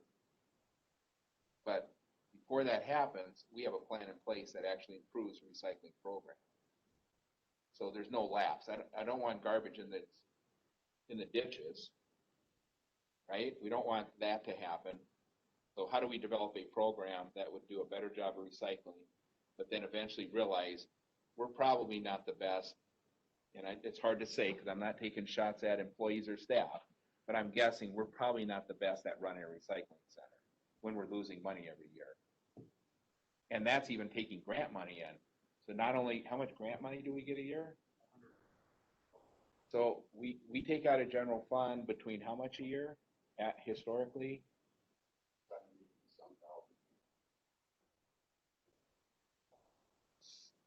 So if we didn't get the grant money, you count the grant money we're short, and then you count the money it takes us to take out a general fund, we're talking, could be $300,000 swing a year. So we're running a program that we lose $300,000 to $400,000 every given year. That, I mean, maybe we still got to spend $100,000 a year for the cleanup day. You said, how much did that cost? We were $50,000. 32 after the grant, 32,000 on that event. After 32,000. So to me, I'd say what we could do multiple. We could do a lot of cleanup days every year, and not tap the state money and not tap our money. And maybe we could come up with a better program. However you craft that, I don't know, or how we started. Okay. I guess. You hear what I'm trying to say? Yeah, I hear what you're saying, and I think does it make sense or not? I think it makes sense, but it's hard for staff to go off in a direction without some guidance. So let us, maybe rather than make a resolution right now, let us come together with some thoughts on, and I'll start with that. How do we stop using the facility, the recycling center facility, but what types of options make sense for this county instead of that? Is that what you're asking Yeah, for? is that what I'm asking? Now, that's a big picture, and I don't know if we're going to come back in with, oh, here's the plan, but maybe we can throw out some general directions of. We came up with a pretty good plan today to remodel the building. Yeah. So I bet you guys could do it. I'm not being sarcastic. Did that come across sarcastic? No, well, we you know, we've been working on that a while, so now we can start. Yeah, I did. Okay, sorry. We can start on this. Yeah, I don't need to have action today then. All right. Everyone in agreement, that's a good place to start? Yeah, I think, is there any recycling business within the region that we can look at their model, understand what a private business does with recycling to help in this process? Absolutely. I've reached out to local ones to get their take on the recycling business and what's happening. And it's a tough market right now. The industry is down actually nationwide. It's a hard, even though, the offset of levy is dependent on revenues coming into the center. So we've reached out to those and seen what the interests are and what they do and what would happen. We'll ask those questions too. If we got rid of the recycling center, what would their business model change and how would that change for them? I just had a thought, Mo, as part of that. The private ones that are available now, just something to investigate is if they would do a contracted service with the county. So we would contract with them to provide the right recycling to county residents, and it would still be uniform across the county. If that's something, I have absolutely no idea if anybody's able to handle that or not, but. The answer to your question is yes, they would do that.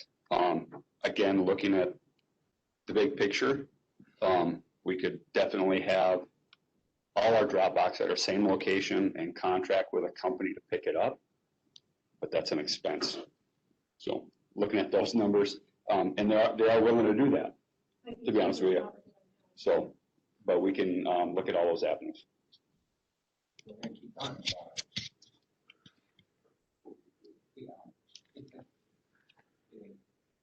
All right, unless someone makes a motion, we are gonna keep talking about it. But does some action. Yeah, I'm gonna, so if we can keep, that specific item on our agenda, update and possible action.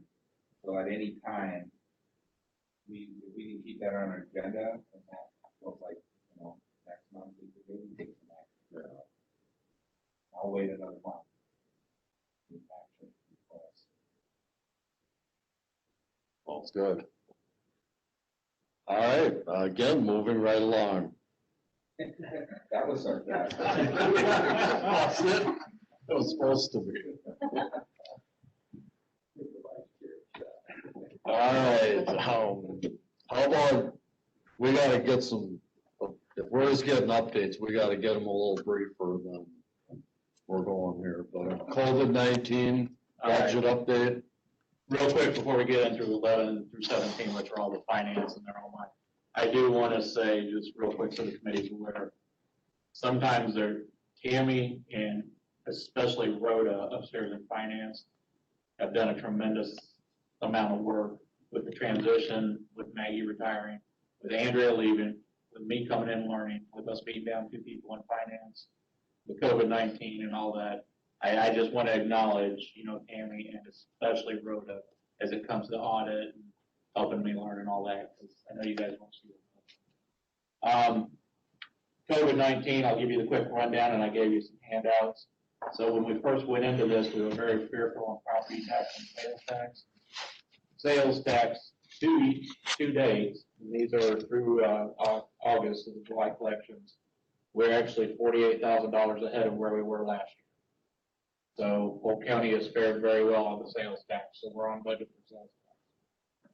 Property tax, we were concerned about how the economy would hit property tax collections. So you've got an email from Amanda that I asked for. Property tax collections are actually on par with 2019 and previous years, so we haven't seen a downslide in that.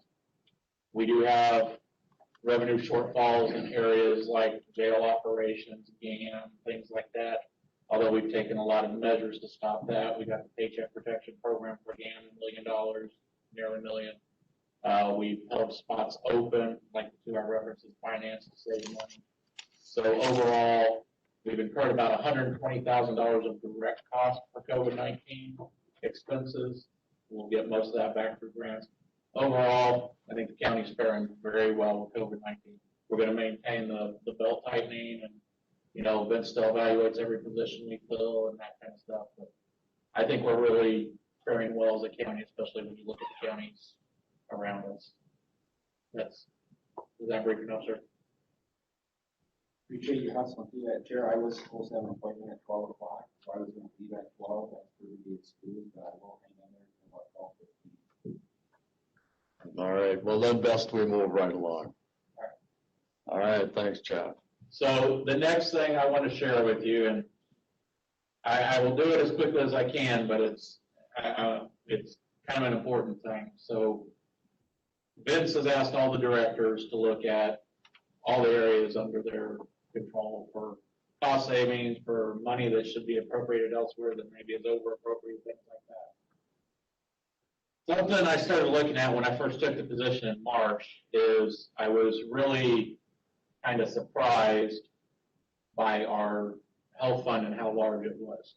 We're a self-managed health fund, which means the county contracts with a third party, this being health partners, to administer our health plan, but we fund our health funds.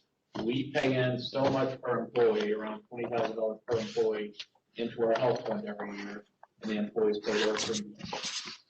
It's roughly an 82-18 split, something like that. Once we pay those monies, and that's an operating cost that comes out of the levy.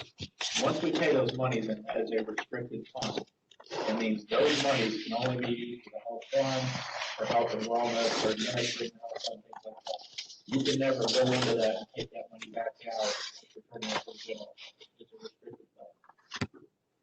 So I started looking at that because the way a health fund should work is it should be an in and out with a reserve set up, just like we do with our general fund. We have a reserve policy set up. The health fund should not grow each year. The reserve should be established based on actuarial values, and we should maintain that reserve. Otherwise, the health fund, you remove that reserve, the health fund zero at the beginning of the year, zero at the end of the year. Health self-managed works. So the thing I got to looking at, and I want to share this graph I made, and I think it represents it pretty well, is this is what our health fund has done since 2015. It started around 2.5 million, and as of April, it was slightly north of 7 million, and as of today, once I take the 20,000 in unpaid payments out of it, we're north of 7.5 million. That's the health fund. That's our reserve. That's money that's now restricted that can only be used for that. So when we got the audit back, and Vince and I began talking about this in March, and I had an idea that I wanted to spend some money on for actuarials, and I convinced Vince it wasn't completely crazy, and he allowed me to spend money from the health fund on the actuarials. I wanted to see what our reserve should look like. I wanted to design policies to manage the health fund so that we were putting the appropriate amount in to be fiscally conservative for the county, but not putting levy dollars in that are then restricted for eternity until we spend it down. So we coordinated through our benefits provider. I was connected with their actuarial service that does the actuarial work for our health fund. And I talked to them about a number of things. I talked to them about the philosophy of the county being conservative, that we're conservative in nature. We want to come up with conservative plans for these kind of things. So what the actuarials do is they take 3 years of previous data that we provide them. And that data includes our claims, that data includes our financials, and that data includes a thing that we weren't looking at in the past that I was concerned about not looking at. It's called an IBNR. It's an incurred but not received claim. So what IBNR is they can anticipate the claims that are still lingering out there that haven't hit our accounts yet, where our liabilities are. So the actuarial, and this is the big packet I sent you last time, I'm trying to break it down a little smoother. The actuarial looked at it, and they looked at the previous 3 years, and they did a 2-year look ahead to see what they would look like. Because my question was, and everything I've looked at from my experience in the past with the self-insured, we were really overfunded.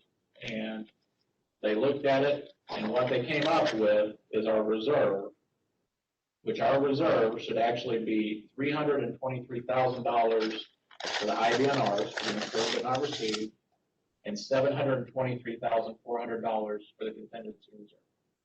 Now that's really conservative because normally they put a 10% conservative earmark in there. I asked them for 20, and then they raised it to 50 because of COVID for the next 2 years to be really conservative.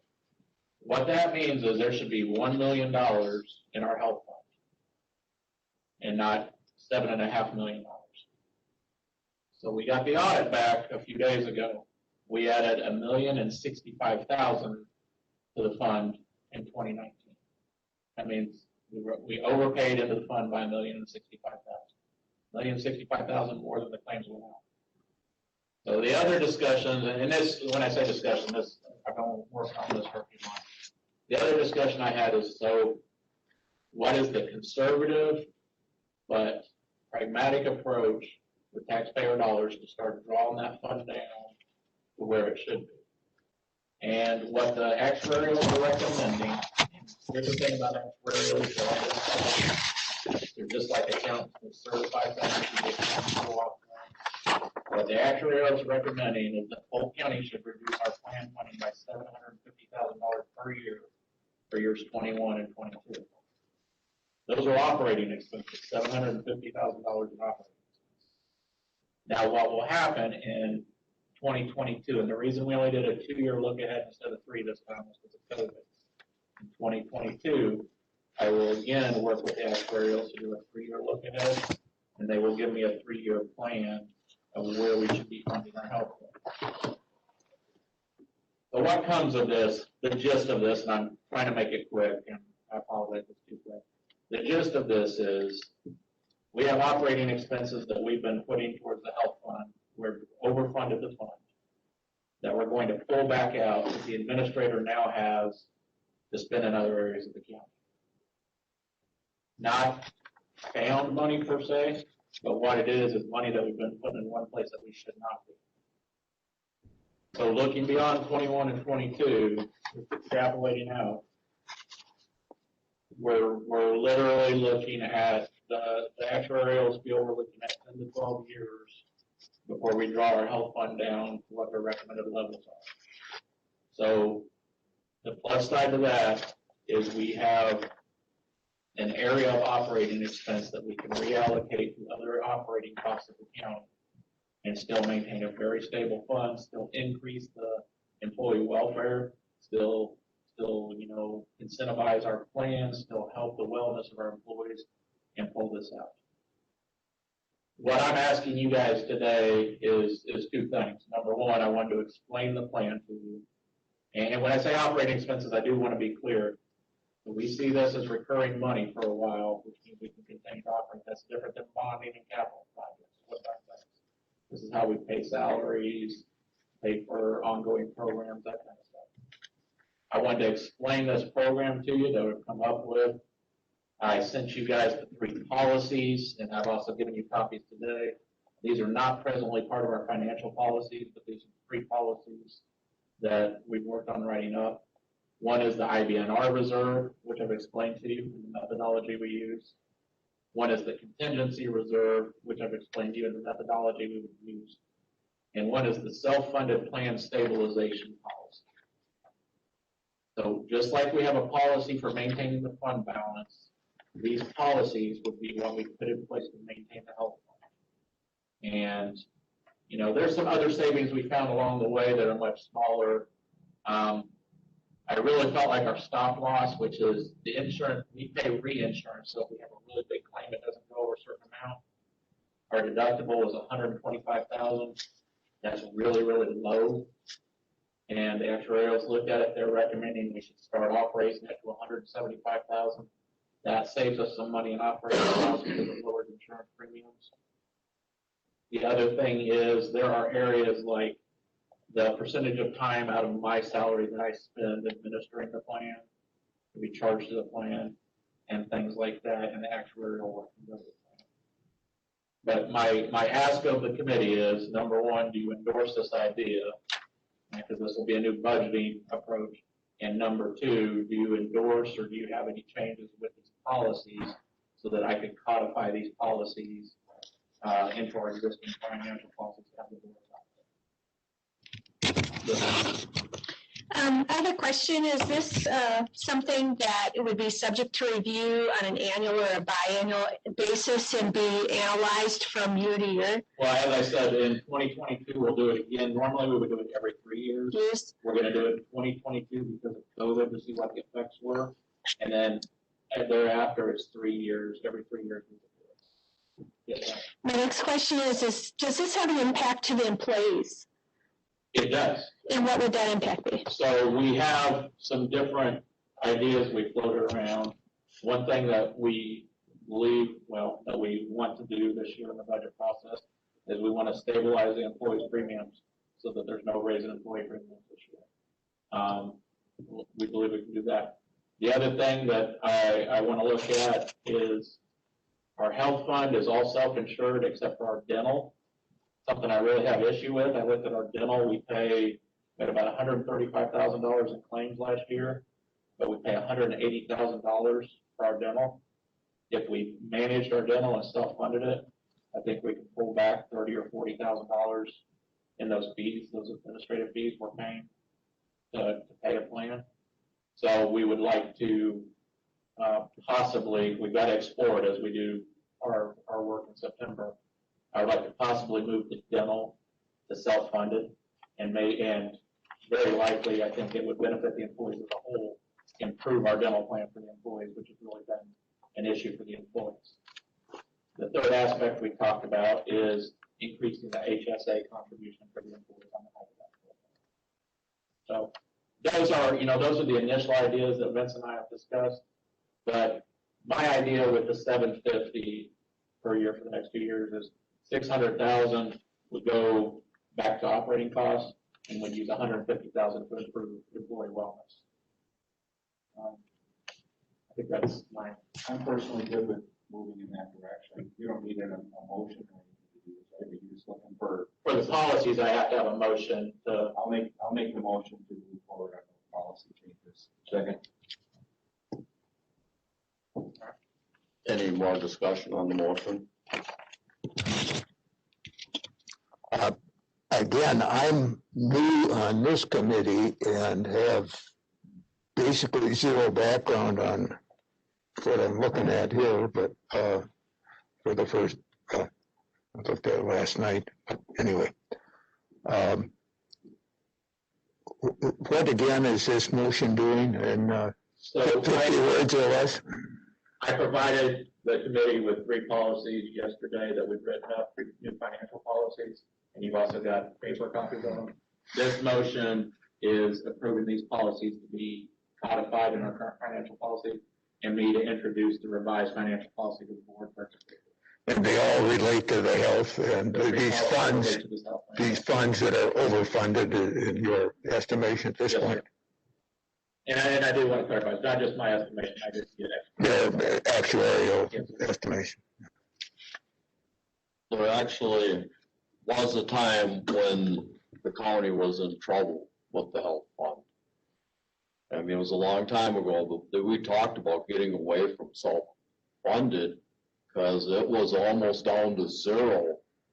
And to whatever happened, I mean, you got to give credit to all the employees of Polk County. They're the ones that are doing it, staying healthy. This plan never should have done this. No, it shouldn't have gone to 7 million. It was set up to be managed like you're trying to get it back to. Yes, sir. The employees have done, and on this note, Marlene and her staff in HR and the employees have done a tremendously good job with wellness, with utilizing the tools to keep costs down and all that. And a lot of that has led to this. The other thing is the conservative, smart approach that Maggie and Andrea always took. It's just, they never expected it to go in front of us. So what I'm trying to do is just put a framework around it so that it really gets to where it's supposed to be in state versus. Yeah, but then in the financial policy, eventually it will get there. Yes, sir. And it will be funded at an amount needed. Yes, sir. So. A question, do the employees pay health premiums? They do, sir. It's around 82. County funds roughly 82%, the employees 18%, which is why my suggestion is for the $750 for each of the next 2 years, $600,000 goes back to operating costs, $150 goes to employee wellness, because that's roughly an 80-20 split. But over and above the deductibles and so on, co-pays and all that, they pay, what's a monthly premium, for example? I'm on the high deductible, so I think my monthly premium is $180 a month or something like that. If they're on our plan A, which is our really good plan, it's about $450 a month. Is there a document that has that on it, or? It's actually in here, sir. Is it? In the big report I sent you guys digitally last night, our current health plans in there. And then I did policies on the pages, we've got information about all plans. And those will be updated as the plan change. I didn't see it last night, but anyway, okay, thank you. All right, so we have a motion on the floor. Second.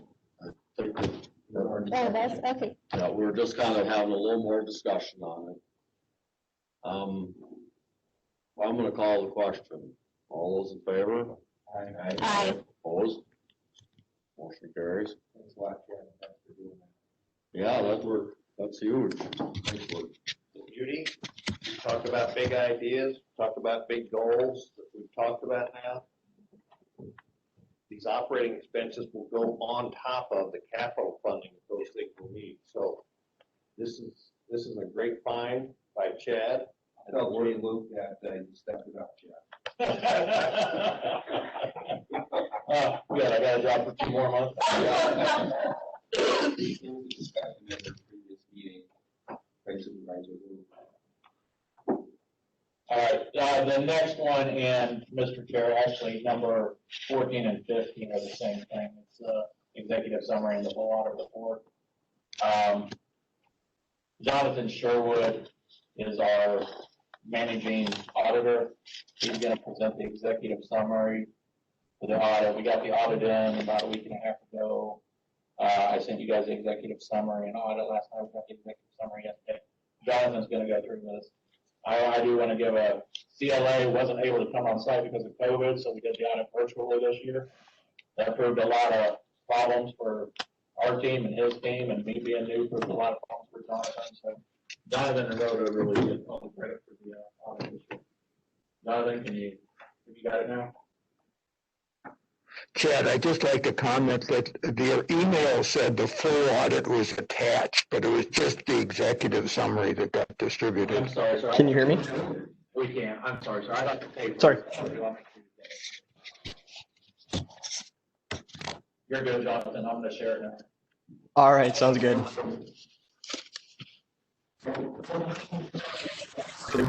Really helpful here, so I appreciate that.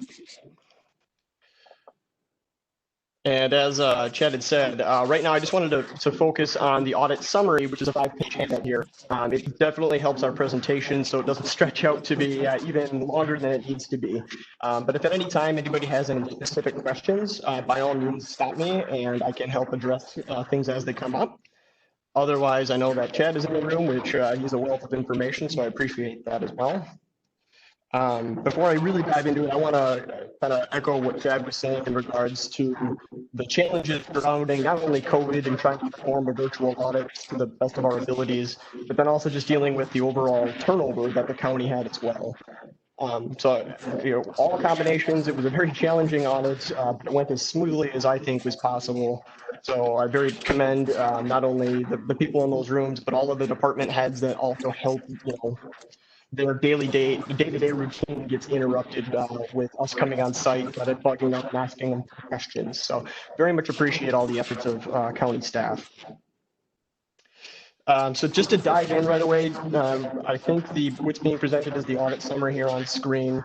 The first couple of pages here is just what's all contained. So if we can go down to the audit report summary page. Thank you. So to get started, for the audit opinion section there, we issue what's known as an unmodified, also known as a clean opinion, over the amounts and the disclosures of the financial statements of Polk County. So that's the highest level of assurance that we as an independent auditor issue. That's the goal. That's what we're striving for every year. So happy to report we're again able to issue that opinion. And then we also issue a few other reports in conjunction with our audit. The internal control report, which basically takes all of the internal controls of the county. We kind of test them, review them, and come up with any material weaknesses or significant deficiencies that we view that need to be brought to the level of the board. The two items that we have listed here, for those who aren't familiar with this process, these two are very, very common, not only for a county your size, but pretty much basically virtually all of my clients that I deal with on a day-to-day basis. So the two items that we have to report for you are material audit adjustments, as well as the limited segregations of duties.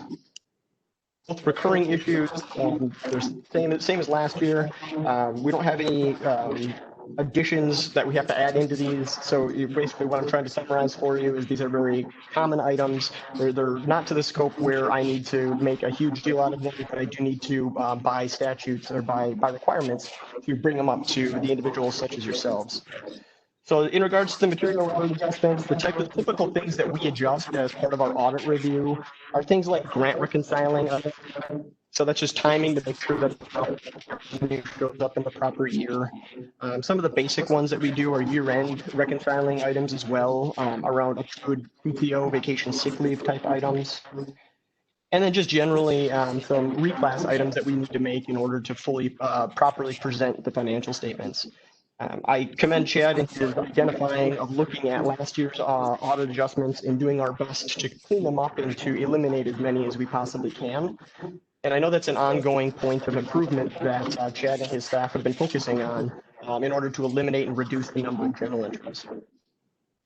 The other one that we have is just the limited segregation of duties, and that one is more or less, it's not financially possible, in our opinion, basically, that you would segregate the duties within all county departments enough in order to alleviate this segregations of duties issue. So again, very, very common for a county your size, and pretty much, again, all of our counties that we get involved with all report at least these two findings. So the next thing I just want to highlight, there are other regulatory reporting reports that we also then submit on behalf of the county as part of our audit. The first couple listed there are actually related. It's the unaudited financial report Form A, and then the audited Form A, which we obviously complete in conjunction with our audit. The other one that we help out with on a compiled basis, compilation basis, is the highway annual report closing. This one I want to spend a little bit extra particular attention to. I want to thank Mo as well as Carrie, the bookkeeper out there at Highway, who's very brand new to that role. We worked very, very closely with them this year, and through some struggles and some growth opportunities, we were able to complete this. And I just look forward to continued improvement in completing this service going forward. So very good work. I just look forward to working with that staff here in the future as well. So to move on, we can do something here for item number one is this is just a summary of where your general fund. So all of the typical operations of the general government are recorded here within the general fund. And as in years past, we always like to present like this 4-year trend because it really helps us pull out some key metrics where things are moving, not just in the current year, but where things have been in the past and where we hope to see them in the future. So a few items that jump off the page to me is about a quarter of the way down there is advances to other funds. You'll see that in 2016 through 2018, that number has been steadily decreasing from 432,000 down to 155,000 in 2018. Specifically, this item refers to an advance to Golden Age Manor for some capital replacement items that were needed at Golden Age Manor that the general government has paid for, and Golden Age Manor has now been paying them back. So the reason for the increase in 2018 is they actually paid off the original advance that had been out there since I believe 2012 or so. So that advance is now expired. And now there is a new advance that took place during 2019 for the boiler replacement project. So that's what that $180,000 balance represents. Outside of that, the other real important piece for you as a committee to pay attention to is that fund balance section. And for further details, I will refer you to the full CAFR, the financial report, financial statements. It's on page 69. It gives you a little bit more detail as what goes into these numbers. But when we're reviewing kind of what the financial health is of a county, we always look at this section, and then within this section, what makes up our balances here. So the first 3 items that we have there are non-spendable items, meaning we cannot spend those items until there's collection or something else has already happened.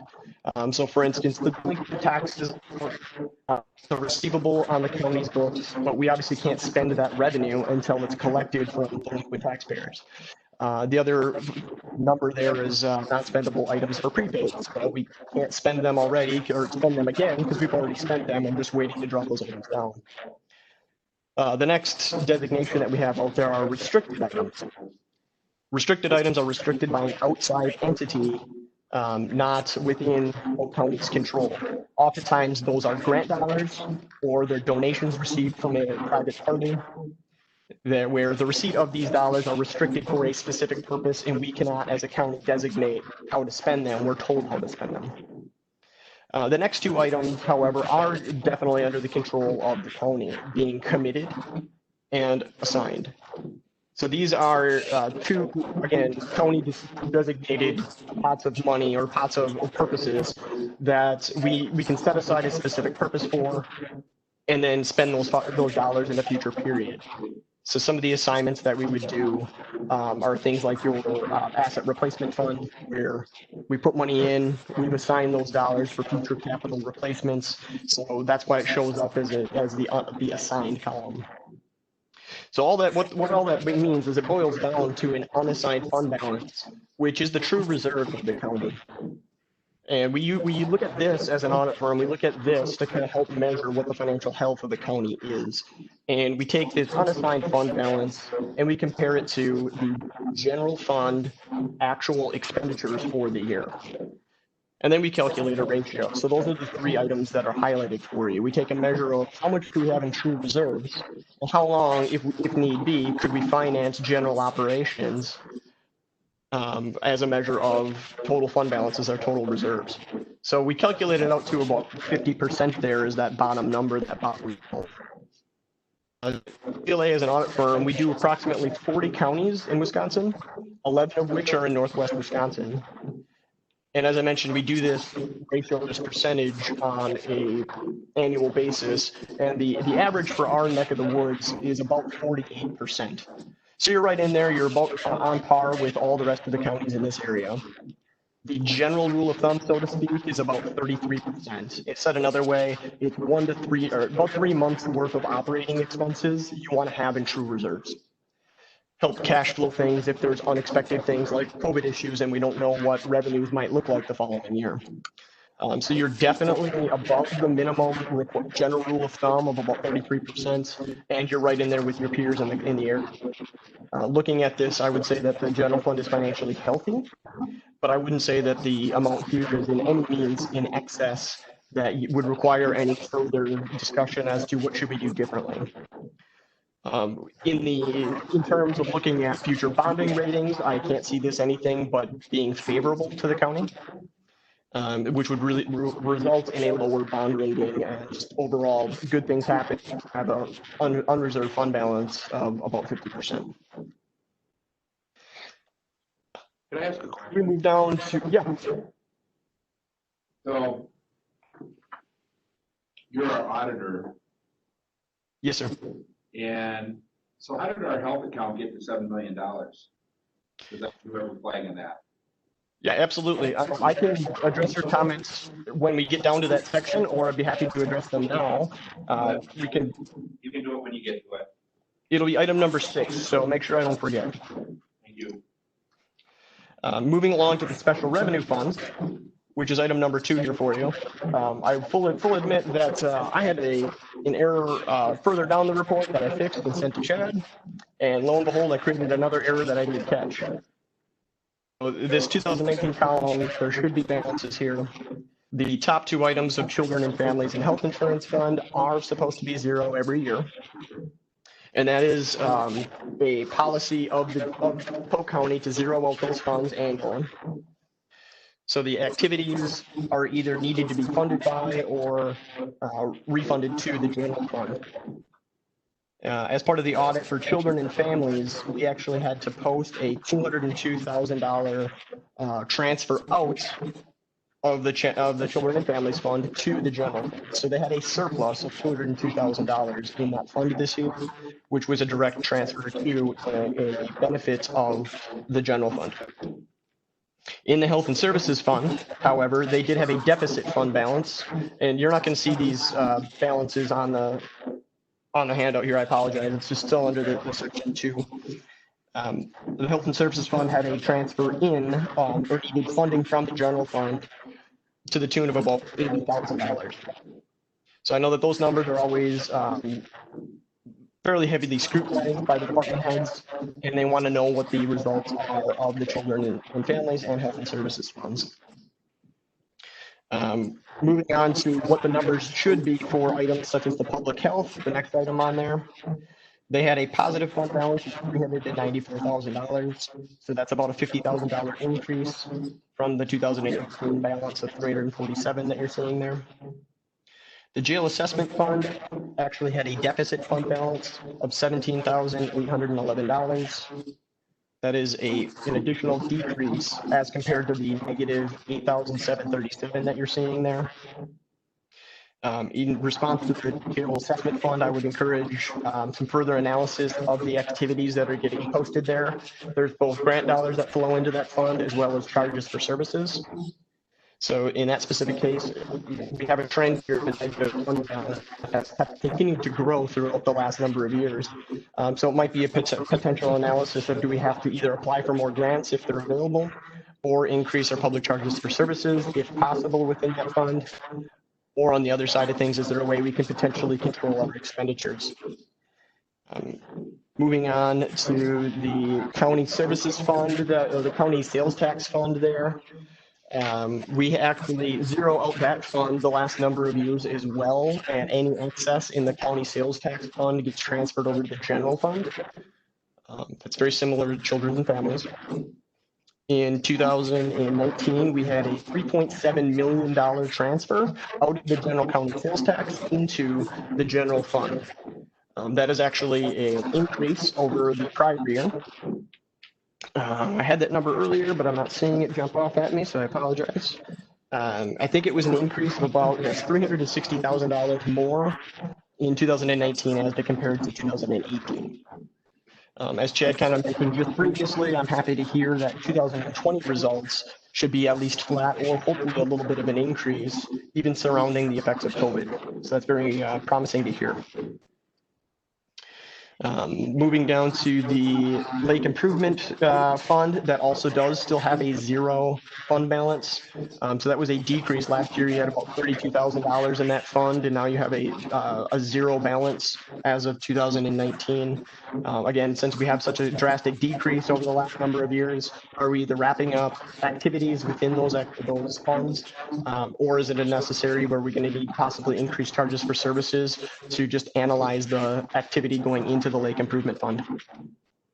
The CDBG revolving fund actually has a positive increase this year, so it's $47,067. So that's an increase over last year's balance of $25,000. The fund are revolving loans that are made out to taxpayers, to citizens, and the collections occur with the transfer of title of those properties. So that's the activity that we're seeing in the CDBG revolving loan fund. The other balances there, the balance that should be sitting there is $621,000. That's a slight decrease over last year. Last year we had other funds of $707,000. So we had a slight decrease in all the other various special revenue funds. And I'll refer you to the CAFR. Nothing additional that's jumped out that required us to show a separate line item. As we move down to item number 3 here, we do present debt service funds within the general county. So within these funds are only the debt service requirements of the county. So as you see here, some of the fund balance has been decreasing over the years. We cut to the chase on this one. So long as we have a positive fund balance here and we're meeting our general debt obligations, which we have absolutely no concerns with, it's a positive thing. So we're definitely meeting our principal and interest requirements of the county according to the applicable repayment schedules of all the debt. Item number 4, we do have a new activity here in 2019. We have $35,000 sitting there, and that is definitely for the government center remodel projects that we've been discussing here at length. It was decided in a previous year that in 2019 we were going to contribute $35,000, which is supported by county into that fund, at least to start growing this fund as a potential of what we were going to talk about for total costs and how else to finish financing the project. So that's what the $35,000 is in 2019. It's just a contribution from general county levy dollars just to basically establish the fund. And then any future debt proceeds or other financing sources would be directed into this. There were no expenditures. To move on to item number 5, here are your enterprise funds, or now we have to switch our chain of thought. We also refer to them as business type activities. So to this point, I haven't had to mention anything such as long-term debt or capital assets or other major other liabilities that get recorded into your fund statements. In your business type activities, you will start seeing them pop up here, and they will kind of dramatically impact from year to year the performance of these specific funds. So first off, this is Nursing Home Golden Age Manor. The thing that I really want to point out to you are those, I refer to them as NASB 68 or WRS, Wisconsin Retirement Items. You'll see like WRS pension related asset up under the balance sheet. The WRS pension liability, which is a little bit further down.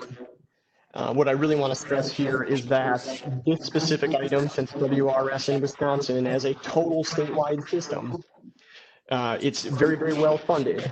So in any given year, in 2018 and 16, we actually presented a pension asset versus in 2019 now, funding slipped below 100%. So therefore, we're required to bring on a net pension liability onto the books.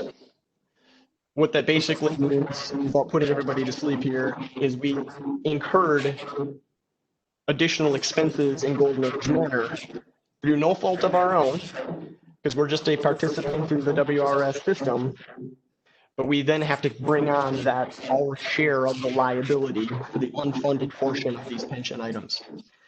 So what we're going to see here is down below underneath where it says change in net position, just on paper it looks like Golden Age Manor lost $107,000. However, the change in these items is roughly $332,000. So that was $332,000 that Golden Age Manor had to pick up as expenses that hit this $207,000 reduction or net loss that hit Golden Age Manor. Yes, these WRS expenses are the true costs of what it takes Polk County to run Golden Age Manor, but from an operations standpoint, the decisions that staff within Golden Age Manor as well as the county board can actually make, that's kind of outside of your control. You can't control what the investments at WRS are going to do. So you basically have a net gain as a result from operations in Golden Age Manor, which is a very positive thing going into 2019. Because as everybody's well aware, been a very challenging activity for Polk County to manage Golden Age Manor. So the last number of years, there's very positive results out of Golden Age Manor. Does that all kind of make sense? Any questions related to that? Jonathan, I have a question. This is Fran. Is this a non-cash liability item that just by GASB has to be shown on our books, but is unfunded? Absolutely, yes, exactly. Yeah, it's non-cash. The county does contribute to WRS with the monthly remittances, as with every other participant. This is just a non-cash item that gets added. Mr. Chair, a question on the WRS. Can you or Chad comment on what caused that big swing from going from an asset to a liability in the past year? Absolutely. So the WRS system in total, which is managed down in Madison, they pledged all of their assets in investment accounts. And looking at what the assets are versus what the liability is of what they're going to owe to potential retirees down the road. So that's just a simple of what do we have in our back pocket to pay for our total assets on the other side. In 2018, the market did very, very well, and the investments exceeded the total assets that were measured by an actuary. All we're saying in 2019 is these same actuaries looked at our investments, compared it to our actuary determined liability is, and they were underfunded by literally 1.3%. So this major liability you see on Golden Age Manor's books is Polk County's share, Golden Age Manor's share of the unfunded liability of WRS down in Madison. Basically, the question then, are you saying that it was a market swing that caused that? Yes. Thank you. So to move on outside of Golden Age Manor, we can jump on to item 5 continued, which is the Lime Fund. Also want to highlight the exact same issues of what Golden Age Manor has. You have the impact of the WRS items here. However, the story is not as rosy as what we were just talking about in Golden Age Manor. The ending up net loss down of $146,000 that you're seeing partway down the screen. The WRS impact to that number was about $20,000. Long story short, you had a net loss from operations within the Lime Fund in 2019. The good story is, if you look at the very top item there of operating cash and investments, you've got $572,000 in 2019. That is an increase from 2018. Long story short, you do have cash flow, positive cash flow. So the Lime Fund was at least able to their expenditures. So they were able to cash flow for the year, but it's a net loss, which was caused by things like depreciation and the impact of the WRS item. To move on to number 6 here, we're going to first tackle the highway department before we get into our internal service funds of the health insurance. So the highway department is set up as an internal service fund. We separated it off. It is still recorded like the business type activities. The thing that we want to hammer here is looking at the unrestricted net position number, which is about, towards the bottom there, you've got the net investment in capital assets, the restricted items, and then the unrestricted items. It's a very similar way that we look at the general fund in regards to the highway department. What are these two measures basically doing? Which way are they moving? The net investment in capital assets decreased from prior year.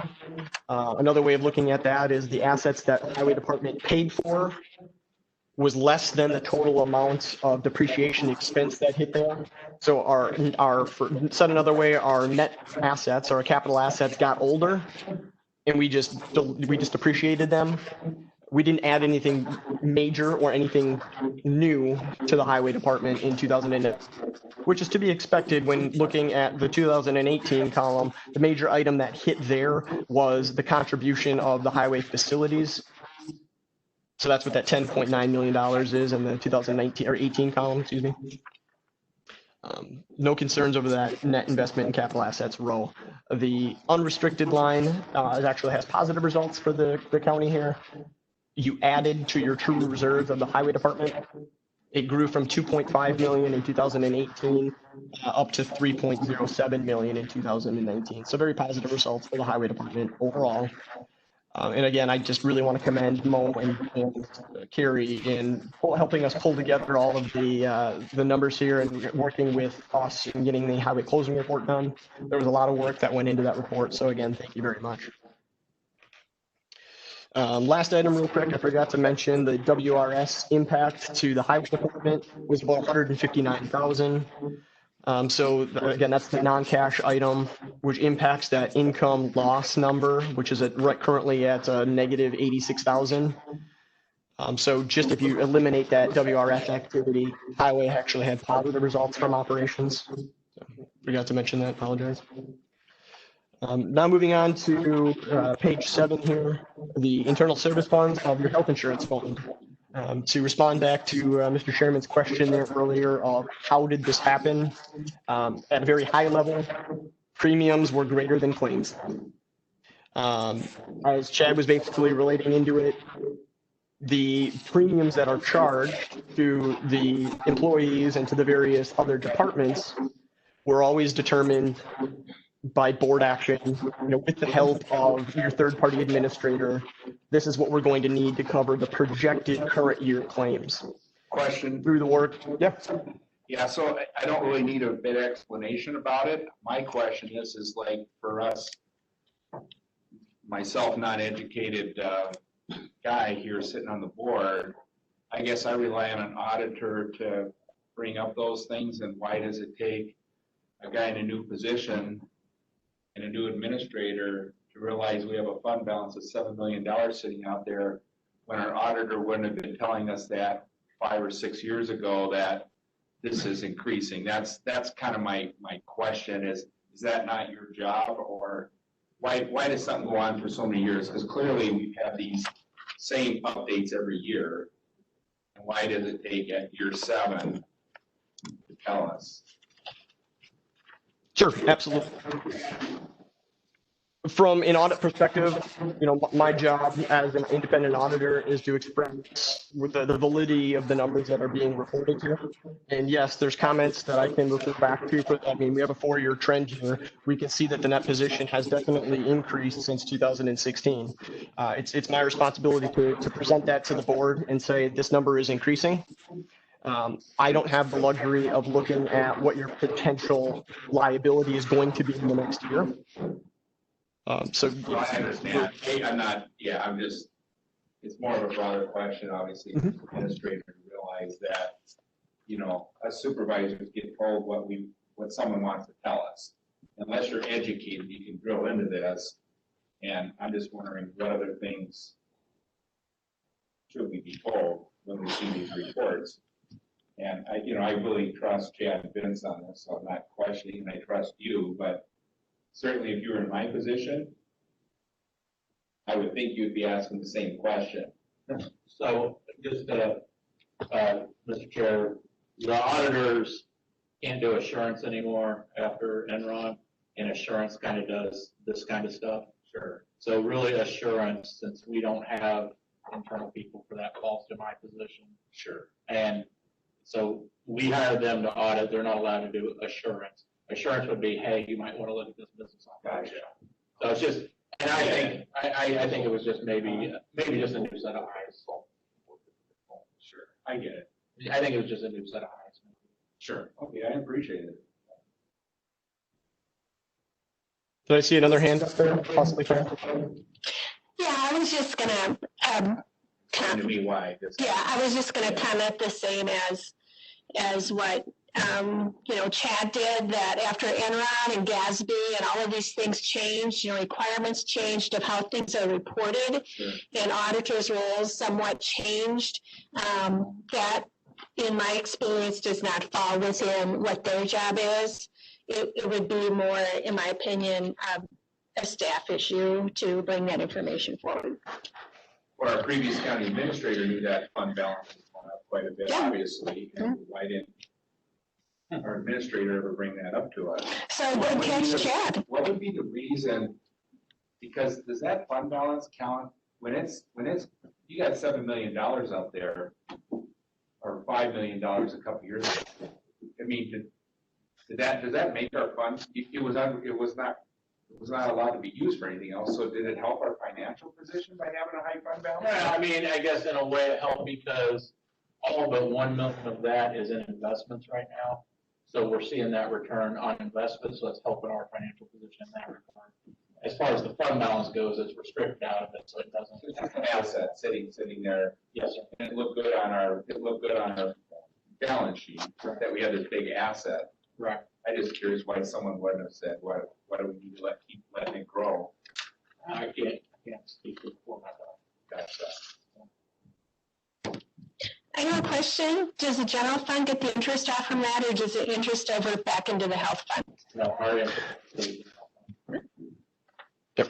The interest of any investments would be restricted to the purpose of the health fund. What other kind of funds does Administrator Netherland have going on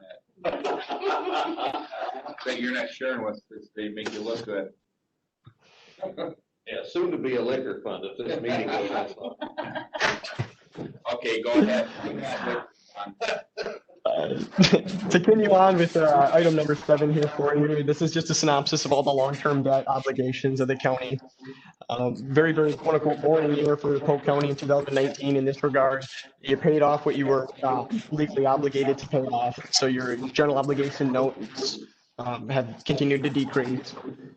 The other reported liabilities that you have out here are the OPEB or other post-employment benefits. Those are the post-employment benefits offered by Polk County, which are also actuarially determined. The total liability actually decreased in that regard as well. So one of the other measurements that we have to calculate every year is what is the legal debt limit of Polk County? And we can, by statute, borrow 5% of the total equalized value of all county property. County's taxable property, I should say. So that calculates down to the legal debt limit of $254 million. And the total debt outstanding that's applicable to that limit is the 12.3 million, which basically comes down to about 4% of your legal debt limit. So it's not very realistic that the county would ever remotely approach borrowing 100% of your legal debt limit. That would just be astronomical, and tax rates would be make you folks very unpopular. The highly leveraged counties would probably approach between 35 to 50% of what your legal debt limit would be. End of the day, Polk County is at a very beneficial standpoint that should the future need arise, your bond, your legal debt limit is more than available to use. I know that there was listening to the previous presentation, all else being equal, if the government-centered debt would have basically impacted this number in 2019, your legal debt limit would go to 7.9%. So just rest assured that there would be no statutory issues issuing, even up to the $7 million of debt. Obviously, there's whole ramification of other political issues, but from this standpoint, there is no issue. Outside of that, that basically concludes my comments here on what I wanted to highlight. The rest are some charts and things that can help other more visual learners show what the source of total funding is. I know that this is also available within the county budget book as well, but this is just another format if anybody wants to peruse that as well. And then before I conclude my total comments, to respond back to Fran's earlier comments of the recycling charges and how that would impact levy limit. I did go back and check to see if recycling specifically is treated differently, but my initial reaction would be yes, your total legal levy limit would need to be reduced by any new charge that would be added in there. That's my gut feeling. I know that somebody else brought up the possibility of recycling specifically being an exempt activity, and I don't have that number or those memorized off the top of my head, so I'd have to look into those for you. Any specific comments or questions for me at this point? I just want to say hi. Hi, Fran. Good to see you. How's the baby? I hope you don't have to use those crutches too much longer. Jonathan, thank you very much for your help this year. I appreciate it. Thank you, Chad. And I did check Mr. Pritchard. I could send it again, but the email that the supervisor got yesterday, the third attachment is titled Polk County CAFR, CAFR. That's your full audit report. It was right below the executive summary. But I can have it sent to you again, but it was in the attachment yesterday, but I'm glad I think I opened it. It's dead. All right, we're gonna move on. What do we got on resolution 2220? All right, this is your standard carryover resolution. These are the funds that we move from year to year. The Forest Trail Roads, Wildlife Habitat, the jail controller project that we've approved in previous years that was late getting started up. These are all just your carryovers. We have started to limit carryovers. Maggie was a very averse to them too. Some of them we're gonna budget more appropriately. Pretty much what we're carrying over is just statutorily restricted, like veteran services, and a couple of the big projects that were approved that are underway that weren't spent down last year that will be finished this year. I'll make a motion to approve.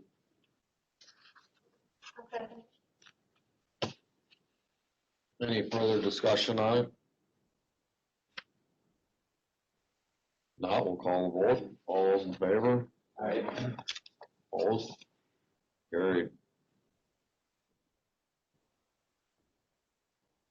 What do we got on the fee schedule? So Mo presented his recycling fees, if those are approved.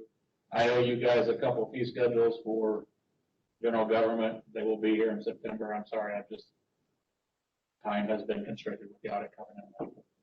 The final general government, the remaining two departments will be in your September meeting. Do we hold the fees off for next month all together? Yeah, it sounds like we're not ready for it yet.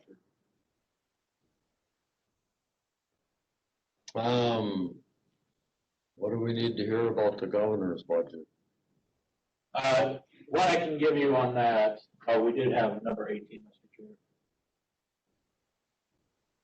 Priorities. Oh. We could wait till. Okay. On the governor's budget, the only thing I really have to tell you, it's biannual budget, we're in year 2. I think the important thing to note is our preliminary net new construction number is in. It'll be finalized later this week. The levy limit worksheets come out mid-September. Polk County was very flat, 1.08% is our preliminary number. Last year was 1.13%. So we were roughly $220,000 in additional levy last year. You adjust that out, we're down about $12,000 from last year on additional levy. So 205 to 210,000. So that's where, I want to point out, like Tanya has found savings in CSD for operational cost to help fund. That's why we're having to find these better ways to spend our money because we're very flat. Our budgeting principle for this year is going to be 2020 numbers. That's what I told Rhoda to upload.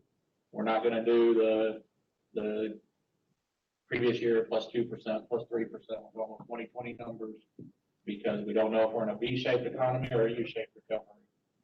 But I think we're safe considering net news flat.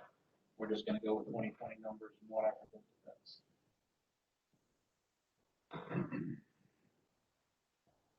I think that's all I've got. All right. We need a closed session here. I'll make a motion to go into closed session on items 20 and 21 together. Sure.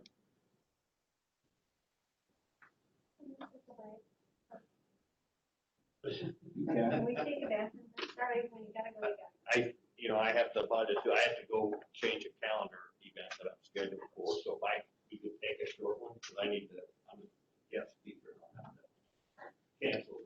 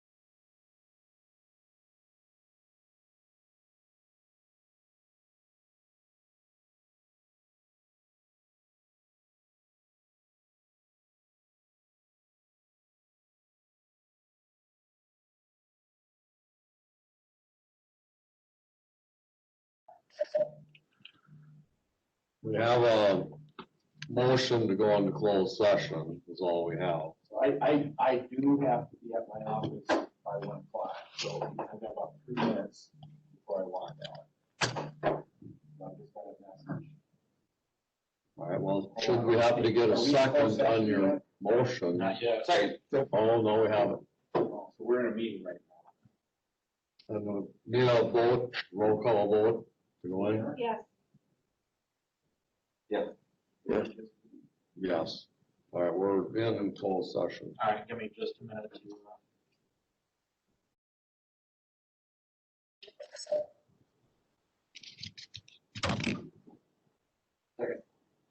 All in favor? Aye. Opposed? Bring it back in open session.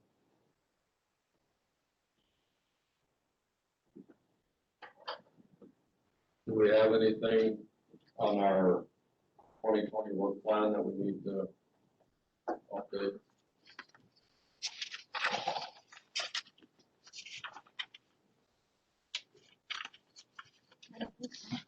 The one thing we didn't discuss, but I think next time and work plan, we'll be talking more about broadband as one of the major goals of our county and this community. We'll talk about, yeah, you know, we can have a similar discussion item that's on the agenda for this week that we didn't cover.